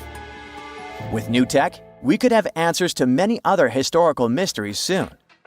A team of scientists at Chicago's Field Museum of Natural History recently used a special CT scanner to learn more about ancient Egyptian mummies without unwrapping them. They gently rolled 26 mummies on custom carts out to the parking lot, where the scanner was waiting. It took thousands of detailed X-ray pictures of each mummy and their coffins. When all the pictures were put together, they created 3D images that showed what was inside, the skeletons, and some artifacts. The scientists hope these images will help them understand ancient Egyptian burial practices from over 3,000 years ago. Even though the scanning process only took 4 days, it might take 3 years to study all the data. But scientists were able to learn some personal details about the mummies. One of the most popular mummified individuals at the museum, Lady Dai, was a woman who lived in ancient Egypt about 3,000 years ago. It looks like she passed away in her late 30s or early 40s. To make sure her body looked complete for the afterlife, embalmers put stuffing in her neck to keep it from collapsing. They also placed artificial eyes in her sockets, so she would have eyes in the next world. She was wrapped in fancy linen and placed in a beautifully decorated coffin. The scans revealed that it had been carefully crafted with a slit at the back, which embalmers used to fit the body. There were also some artistic details on the surface, like markings for her knees. It looks like her burial was on the scale of a high-end luxury car. The year is 1923. 2 teenagers sneak out of their homes in the middle of the night in Florida City. Rumor had it that an old man was building a rock castle by himself. But every time someone tried to see what the old man was doing, he would stop working. The curious teens managed to sneak into Ed's backyard and saw something they could later describe as magic. They recalled seeing rocks moving around like helium balloons. The old man was moving up to 30 tons of stone by himself to build his castle.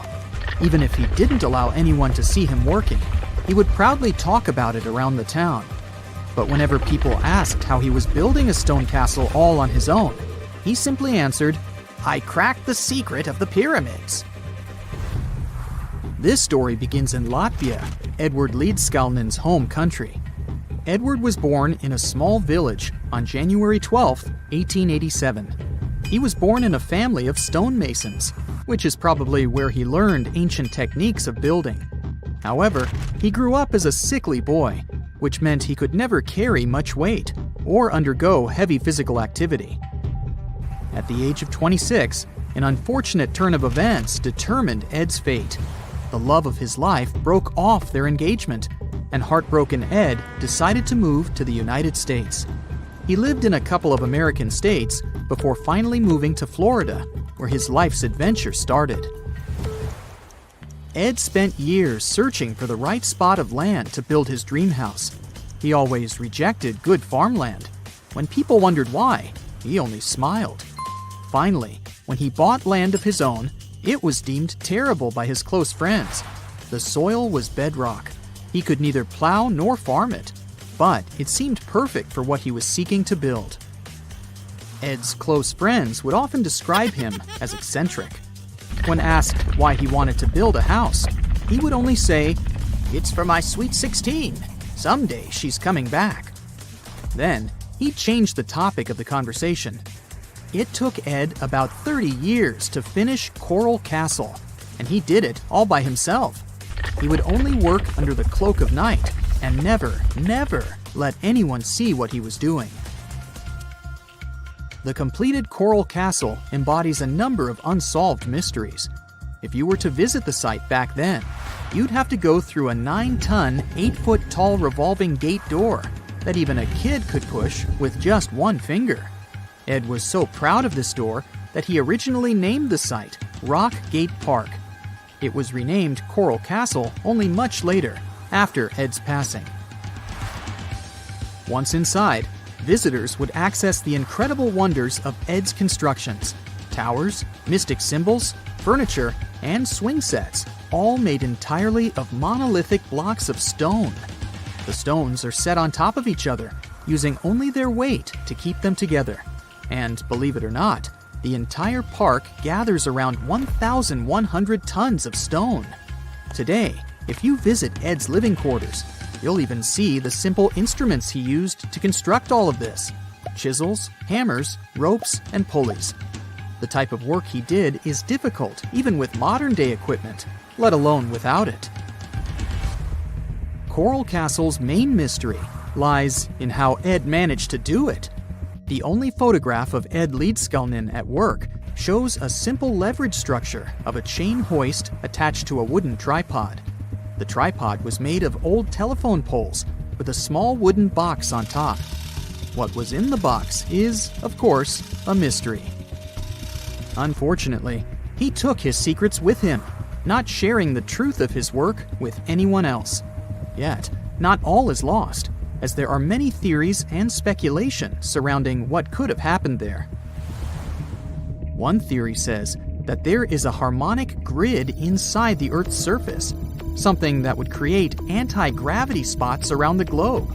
It's believed that Coral Castle was built in such a spot. This could explain why it took Ed so long to find land that pleased him. Maybe what he was looking for was a place that allowed him to experiment with anti-gravity forces. Yet, whenever Ed talked about his work, he would say he understood the laws of weight and leverage, and, sure thing, that he had cracked the secret of the pyramid builders. And what secret is that, you might ask? According to Ed himself, it has to do with magnetism. He even published a pamphlet called Magnetic Current. There, he explains that every object has magnetic particles inside of them.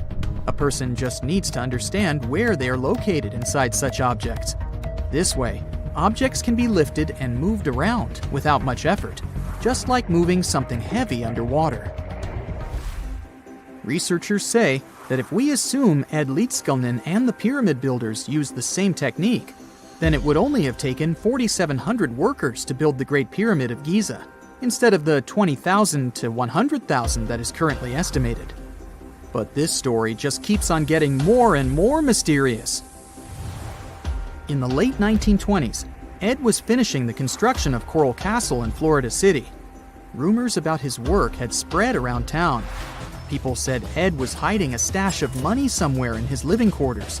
One night, a group of men waited until Ed was alone and broke into the castle to rob him. They couldn't find the money and, luckily, didn't harm Ed. But in the following days, he decided that it was best he moved out of that land. Of course, he took more than his toothbrush along with him. Ed decided to move the entire Coral Castle to another land 10 kilometers away from where he had built the park. Legend says he hired a truck driver and asked him to swear secrecy about what Ed intended to do. He asked the driver to look away while Ed loaded the truck by himself, moving all of the rocks without any help. With the truck loaded, Ed and his castle moved to Homestead, Florida, where the park is located until this day. In 1986, a group of engineers from Florida University was called to try to fix the park's gate entrance, the 9-ton revolving door that Ed was so proud of. They arrived with plenty of modern-day equipment, including a 20-ton crane. When the engineers took the door down, they noticed that Ed had used a strange circular stone at the bottom of the revolving door. The engineers couldn't understand how this frisbee-sized rock could withstand 9 tons of weight without breaking into pieces. They sent the rock to the geology department at the University of Florida, but the geologists simply returned the rock, saying they couldn't find a match of this rock in their databases. They couldn't determine its origin. The engineers put the 9-ton gate back into place, trying to use other techniques. At first, it didn't work without the base rock Ed had originally used. So, they had to cut the gate rock to make it work as a revolving door once again, proving that modern-day technology couldn't replicate what Ed had done single-handedly. Fast forward to 2011, and another man claimed to have cracked the code of the pyramid builders and Ed Leedskalnin himself. Wally Wallington, a retired construction worker from Lapeer County, Michigan, has managed to build using similar techniques to those used by Ed. Wallington is known for having built his personal Stonehenge in Michigan. He is said to have used simple machines, such as levers and counterweights, moving around multi-thousand-pound concrete blocks. Unlike Ed, Wallington has shared his techniques with the public. Multiple videos are showing the clever engineering he built from very simple materials. It sure is impressive. The man has moved his entire barn into another property just with the help of simple tools. However, there is no way to prove that these were the same techniques used to build Coral Castle. To this day, the secrets of Coral Castle